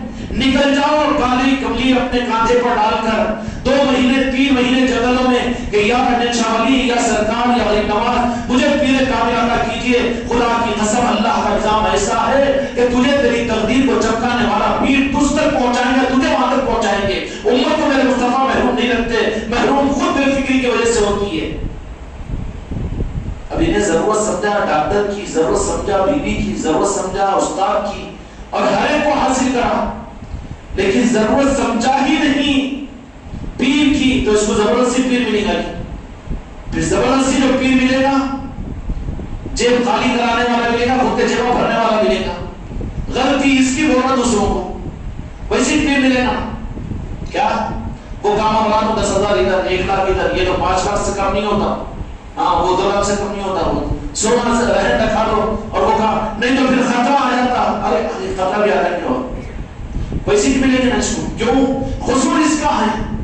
اس کے بجائے اگر صحیح سچی طرف کے ساتھ میں چلے جائے، سچے مقاموں پر نکل جائے 1 مہینے کے لیے، بیچارہ صرف بغور لے کے 4 مہینے 5 مہینے جا رہے نا جی، تو سچی طرف لے کر پیر کامل کو ڈھونڈنے کے لیے بھی یہ تو طریقہ ہے بزرگوں کا، پیر کو ڈھونڈنے کے لیے۔ اور سچا پیر وہ نہیں ہے جو مریدوں کو ڈھونڈے، بلکہ سچا مرید تو وہ ہے جو پیر کو ڈھونڈے۔ آج تو دکانیں لگی ہوئی ہیں یہاں پر، وزٹنگ کارڈ کر رہی ہے، ہمارے پیر صاحب کا کارڈ ہے، ایئرپورٹ پہ کنٹیکٹ کر لو۔ کیا کرنا کنٹیکٹ کر کے؟ بروکر ہی کی نا، جنت بیچنے والے کی، بروکری کا نظام نہیں ہمارے پیر کو، ارے پیر کو سمجھانے دوبارہ تو مرید کو ضرورت پڑتی، پیر کو سمجھانا ہوگا کا پیر ہے پھر نہیں، ہمارے پیر جو ایسا نہیں کام ہو جاتے، ہمارے پیر ایسا کر دیتے، ہمارے پیر آسمان میں پہنچا دیتے، آسمان پہ خاورہ پہنچا دیتے، تیرا گھر بگا دیتے، عذاب چھڑا دیتے۔ یہ صرف کیونکہ تو تیری نیت ایسی ویسے تمہیں ملے گا نا، اس کے بجائے تو کہیں سمجھ میں نہیں آ رہا ہے، ڈال چادر بیچارے 4 مہینے جاتے نا، کم از کم 1 مہینہ تو نکل جا ناگپور کے رستے پر تاج الاولیاء کی طرف جانے کے لیے، پیدل جا تو رحم کھائیں گے تجھے وہاں تک نہیں، پاڈر کوڑے سے پہلے آگے تاج الاولیاء بولیں گے فلاں جہاں ہمارا ہے وہاں پر بیت ہو جاتی، تقدیر چمکی کی ذمہ داری ہماری، وہ لگے نہیں ہوتا۔ اب اس کے بجائے یہ مردود ہے، تو اس کو کہاں پیر ملے گا؟ پیر اللہ کے عطا کرنے سے سچی طرح پر ملتا ہے، جن کو پیر نہیں ملتا یا دھک دھکی رہتی ہے، پیر دھوکہ دینے والا، پیر دھوکہ دینے والا، اب وہ ویسی مارکیٹنگ کر کے رکھ دی ہے۔ کیسی مارکیٹنگ؟ ایم ایل اے کے پاس جاؤ تو شرک نہیں ہوتا، ایم پی کے پاس جاؤ تو شرک نہیں ہوتا، فائنانسروں کے پاس جاؤ تو شرک نہیں ہوتا، جا کے ایس پی کے پیدا پڑھو تو شرک نہیں ہوتا، مگر اللہ والوں کے پاس میں گئے تو شرک ہوتا، تو پھر شرک ہوتا ویسوں کی باتیں سنا ہوا ہے، تو اس کو شرک ہی شرک نظر آتا، ادھر رخ ہی نہیں جاتا اس کا، شیطان کا مرید زیادہ رہتا ہے اور حق کی طرف اس کے اندر میں سے ختم ہو جاتی ہے۔ اب پھر ویسوں کی اولاد کیسی ہوتی ہے؟ جیسے باپ ان کے بیٹے تو اس سے زیادہ پہلوان نکلیں گے نا، اب انہیں تو بتا وہ ہمارا بیٹا خبر پرست تھا، پجاری تھا، مشرک تھا، ڈالو بیٹے کو جہنم میں کیا ڈالتے؟ آخری بار بڑی مصیبت سے رہ کے خبر پہ ڈال کر ایسا آتا کہ 10ویں کو جاتا انہوں نے، پھر سال کو جاتا، ارے انہوں اتنے بیچارے پکے درود فاتحہ پڑھے نا، ہاں درود فاتحہ پڑھے، بیٹوں کو دور رکھے نا، بیوی کو بھی دور رکھے، پھر کوئی ششر ہونے کا، لیا کے گرد میں سے ڈال دیا، بڑی مصیبت میں لا کے ڈال دیا بیٹا، اب وہ مولانا بھی بولتی ہے انہیں نہیں جانا کرنا، اب اس واسطے کبھی بھول ہی کرنا انہیں. یہ حشر ہوتا ہے. نسلوں کو حق کے راستے پر لگانے کی ذمہ داری ہے تمہاری میری. نکل جاؤ تو ضرور عطا کریں گے، اس لیے کہ میرے مصطفیٰ اپنی امت کو مایوس نہیں کرتے ہیں. اب یہ نظام جو ہے طریقت کا پیری مریدی کا، یہ میرے آقا کی طرف سے. اگر کوئی ان کی آل میں ان کے اہل نسبت کے ہاتھ پر کلمہ پڑھتا ہے، پیر کامل کیا ہوتا ہے؟ کلمہ پڑھاتا کہ نہیں پڑھاتا؟ پڑھاتا. کئی بنیاد والے پڑھاتا ہے، سکھاتا کیوں نہیں؟ وہ فیس لینے والے سکھاتے ہوں گے، قاضی صاحب یا انہوں وہ مکتبے کے مولوی صاحب ہوں. مگر پیر جو کلمہ پڑھاتا ہے کیا مطلب؟ کہ وہاں پر کانفرنس دے دیتا ہے کہ سرکار آپ کا نام لیوا غلام آپ کا امتی میرے پاس میں آیا ہے، یہ میرے ہاتھ پر کلمہ پڑھ رہا ہے، آپ کو اپنا نبی تسلیم کر رہا ہے، سرکار میں گواہ ہوں، اس کو امتی ہونے کی سند آپ ادا کر دیجئے. جب مرید صدق دل کے سامنے مرید بن جاتا ہے تو اسی وقت اس کے ایمان کی تکمیل ہو جاتی ہے. یہ ہے میری مریدی، یہ ہے میری مریدی. آج امت کی اکثریت اس سے محروم ہے. ہر جماعت کے ہیں، ہر مسلک کے ہیں، اور ہر ایک کے ہر ایک ہے، لیکن امت آقا کے نعرے سے کٹی ہوئی ہے اور کٹ رہی ہے. اس لیے میرے بچوں اپنے معاملے ہی کو تو زیادہ غور کرو، اپنے ہی بارے میں زیادہ فکر کرو، اس لیے کہ اعمال کے ماحول میں رہ کر نفاق کی وجہ سے محروم ہوں گے. قرآن مجید میں اللہ نے کافروں کے لیے 4 آیتیں نازل کی، لیکن منافقین کی پہچان کے لیے پوری سورت میں کئی آیتیں نازل فرمائی، اس لیے کہ چھپے ہوئے رہتے ہیں، ان ماحولوں میں پہچان نہیں ہوتی. آج بھی خوش فہمی کے طرح رہتا ہوں کہ ماشاءاللہ میں تو ذکر کرنے والا، میں تو پیر ہوں، اور میں تو نمازی ہوں، میں تو ماشاءاللہ زکات دینے والا ہوں، اور میں وہ غریب کے اوپر اتنا خرچ کرنے والا، وہ شادیاں اتنے کرا دیا، اتنے لاکھ روپے خرچ کر دیا، میں وہ سب کر دیا. یہ اس اعمال کے ماحول میں نفاق بنتا ہے. بہت پکڑنا پڑتا ہے اس کو، اور اس کی پکڑ سٹی اسکیننگ ہے تو سٹی اسکیننگ جو ہوتی ایکس رے میں نہیں آتی ہے کہ نہیں؟ سٹی ایکس رے تو بیٹھ کر لیکا، سٹی اسکین ہو تو وہ صندوق میں ڈال دیتے گا، لیک کر دو سٹی اسکیننگ 100 روپے کی معلوم ہے کیا کرتے جی؟ صندوق میں ڈال کے اندر ڈھکل دیتے خبر میں. حیوتی رات میں بھسو ہوتا سٹی اسکیننگ، وہاں رپورٹ آتی اس کی مرنے سے پہلے مر جائے، یہ ہے ہم کو سمجھ میں آیا. میرا نہیں ہوا اللہ کی وجہ سے، مگر دیکھا ہوں مرنے سے پہلے مر جا، مردہ مارے تھے پہلے تابوت کا اندر ڈال دیتے. وہ کہیں کو اس کے بجائے بیٹھ کے رہتے اکثر نہیں ہوتا، مرض پکڑے نہیں جاتا. پھر کیا کرنا پڑتا؟ جا کے خواجہ جی کی چوکھٹ پر ماتھا ٹیکنا پڑتا ہے تجھے، کسی بندے کا بندہ بن جانا پڑتا ہے تجھے. کسی بندے کا بندہ بن کر بندگی سیکھ لی میں نے، یہ قانون ہے. مرض پکڑا نہیں جا رہا، نہیں تک بولا میں کہیں کو جھکتا ہوں اور میں راجہ شاہ ولی کی چوکھٹ میں جا کر نو چلے کے ویسے نکل جاتا ہوں، اور کسی پیر کے سامنے کہیں کو میں جھکوں، کہیں کو ختم بوسی کروں، وہ کہیں کو کروں، یہ کرو ان کو. لیکن قانون یہی ہے، ماں تو جھکے بغیر اس کے اندر رپورٹیش نہیں آتی نا. اب بیٹھ کے سیٹی اسکین لو گے تم، لیٹنا شرک ہے، چل بھاگ پائے مر. سیٹی اسکیننگ لے رہا ہے تیرے اندر میں کیوں ہے یا محبت اور عقیدت ہے، اس کی رپورٹ جو آئے گی نا تجھے تو قدم بوسی پر بزرگوں کی چوکھٹ پر ماتھا ٹیکنے پر ہی آئے گی. وہاں کچھ نہیں سمجھنے والا، جھکنے میں کوئی فرق نہیں. اور بیٹا بہت جھک جھک کے 60 برس ایک مرتبہ آخرا تو ابھی تک پورے بھگت رہا ہے سزا. اب یہ 60 سال کی ٹیڑھی بیڑھی نمازیں پکڑ کے کھڑا ہے، ہم جھکتے نہیں. جھکتے رہتے تیری نماز بھی تو نہیں ہوتی نا جھکے بغیر. اور کہاں جھکتا؟ ولی اللہ کی درگاہ میں نہیں جھکتا تو امام کے خطبوں میں جھکتا نہ رہے. امام ہے تو صدر صاحب کے سامنے جھکتا، مدرسے والا ہے تو کمیٹی والوں کے سامنے جھکتا نہیں ہے کہ نہیں؟ غلطی سے کچھ تو بھی جرم ہوگا تو ایس پی کے سامنے جھکتا جا کے.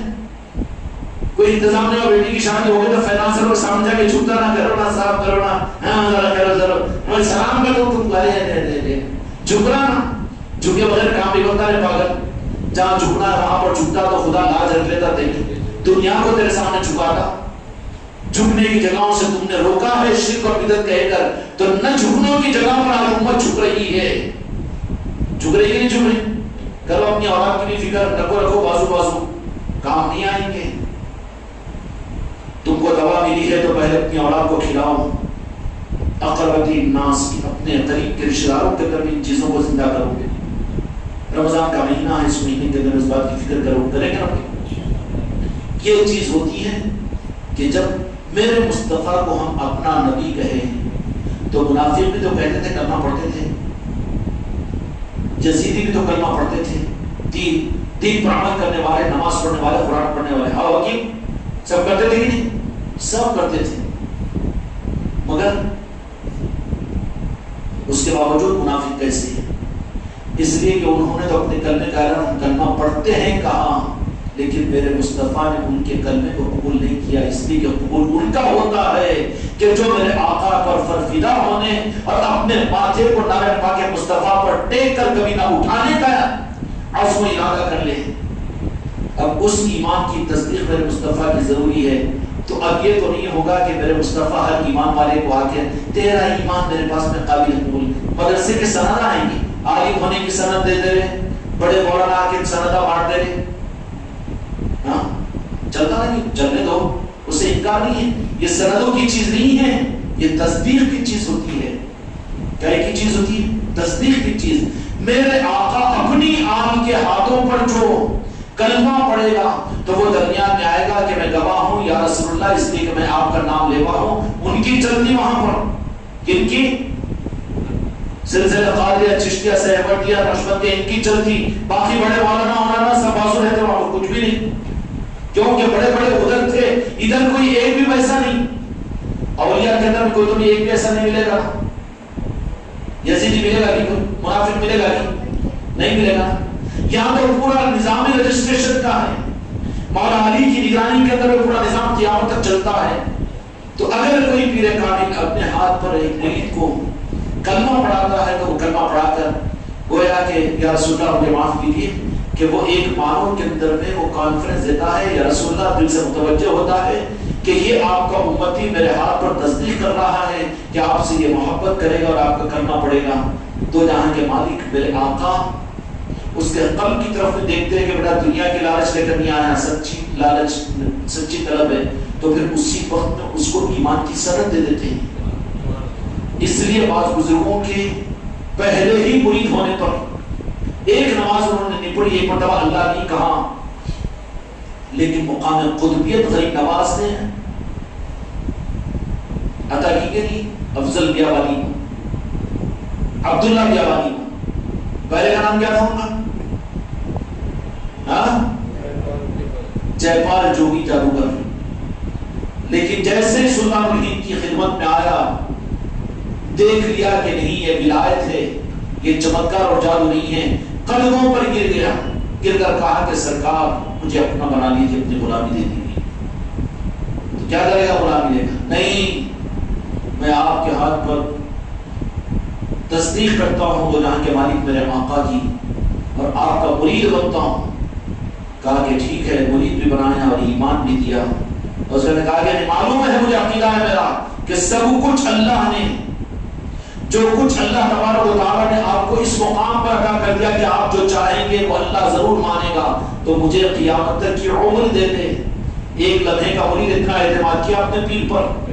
ہم تو جے پال جادوگر سے نہیں، تالا نہیں دیتا. کیا فرق ڈگمگ ہے کہ نہیں کی، ہے کہ نہیں کی؟ ذرا نظر چھپا کے بھاگو جلدی. نہ وہ شرابی ہے، نہ وہ شرابے خون پی جا رہے ہیں میخانوں کے اندر میں. جیسے ہی اس نے بیعت کیا، کہا کہ نہیں، عقیدہ ہے میرا کہ مجھے قیامت تک کی عمر دے دی جائے. ارے اللہ دینے والا، اللہ ماننے والا نا. اب اللہ والے ابھی تو فتوے والے تو دارالفتہ والے تو شرک کا فتویٰ دینا نا. قیامت تک کی عمر، ٹھیک ہے قیامت تک کی عمر. کریں گے کیا؟ گلچھر اڑا؟ نہیں، بالکل نہیں، گلچھر نہیں اڑاؤں گا. اور کیا جادوگری چلا؟ کچھ بھی نہیں، بلکہ آپ کی محبت میں اکبر آنے والوں کی خدمت کروں گا قیامت تک. اور آج وہ خدمت پر لگے ہوتے ہیں، آنے والوں کی خدمت کرتے رہتے ہیں. ملاقات ہوتی ہے ظالم ان کے پاس میں. سمجھ میں آئی بات؟ اور یہ نظام ہے ان لوگوں کا کہ جن کو چاہتے ہیں ظاہر کروا دیتے ہیں. اس لیے اس نظام کو اندھا وسط جو ماہن تھے، اس لیے قدر کی نگاہ کے ساتھ، عصمت کے ساتھ اس راہ کے اندر میں چلو، عصمت کے ساتھ میں. جب اور یہاں پر آدمی وہ محروم ہو جاتا ہے جو اس نظام میں ہلکا بن کر چلے. وہ کیا اتفاق سے لائٹ لے لو، کیا ہوتا ہے آپ نے کیا معلوم نہیں. لعلکم تتفکرون تدبرون کہ غور و فکر کے ساتھ چلا کرو تو پھر ان کو حقیقی منزلیں ملے گی. یقین اور اعتقاد کے ساتھ میں لیلوں میں جو چلتا ہے پھر اگر حقیقت عقیدے کے ساتھ میں چلتا ہے تو وہاں پر اولیاء بھی ملتے ہیں, اللہ والے بھی ملتے ہیں, غوث و خواجہ بھی ملتے ہیں, اور جو نوازش ہوتی چلی جاتی اس درجے سے جو کہ لنکڈ ہوتے ہیں, وہ لنکڈ ہوتے ہیں. سمجھ میں آئی بات؟ اب ہمارے شاہد صاحب کو بولا کہ وہاں پر بولا کہ زیارت کروائے تھے نا, کون تھے؟ نہیں اچھے پکے تھے, ٹناٹن تھے. ان کا ٹناٹن گانے کا ایک چیز ان کا. اب کہ ہم شب برات وہاں چلے گئے تھے, بلا دیے گئے تھے وہاں پر. تو وہاں پر جانے کے بعد میں خیر جو کوئی بھی ہو, ہمارا معاملہ ہے وہ تم کو کچھ شیئر کرتے کہ تمہارے غلام نہیں کیا یا تمہارے مرید ہے تم کو بول کے اپنی دکان چلانا ہے. اب اس کے بعد میرا اٹھ کے آ رہے تھے تو انہوں نے کہ بچے تو آ رہے ہیں ذرا چلو, تو میں جسم کے وجود کے ساتھ میں ان کو بٹھایا, لیٹنا پڑے, ٹھہرنا پڑا. ہم دارالعلوم شریف کے بزرگ تھے یعقوب شاہ قادری یہاں موجود تھے, وہ ملاقات کرے گی ہوئی نا اس دن ملاقات. مگر وہاں پر دیکھے بڑے آنے والوں میں دونوں تینوں خرگوش گڑبڑ کرنے والے, ایک آگے بڑھ کر کیا بولے میرے کو اولاد کیا سے دعا کر, تو کیا بولے جو بھی ملے گا تیرے پیر سے ملے گا, ادھر ادھر نہ کو بھٹک. تو جو تعلیمات کرنا تھا کر دیے, کچھ ملا تو بھروسہ کرنا کمال کی, یہ تعلیمات دیے نہ ہو. ارے بول بھی دیا تم سامنے آ رہے بولیے. اب ان لوگوں پریشان, اب ہمیں کوئی نہیں, ان لوگ تو رہتے ہیں باکمان لوگ ہیں, اب ان لوگوں کو اتنی طرف کی کیا ضرورت ہے؟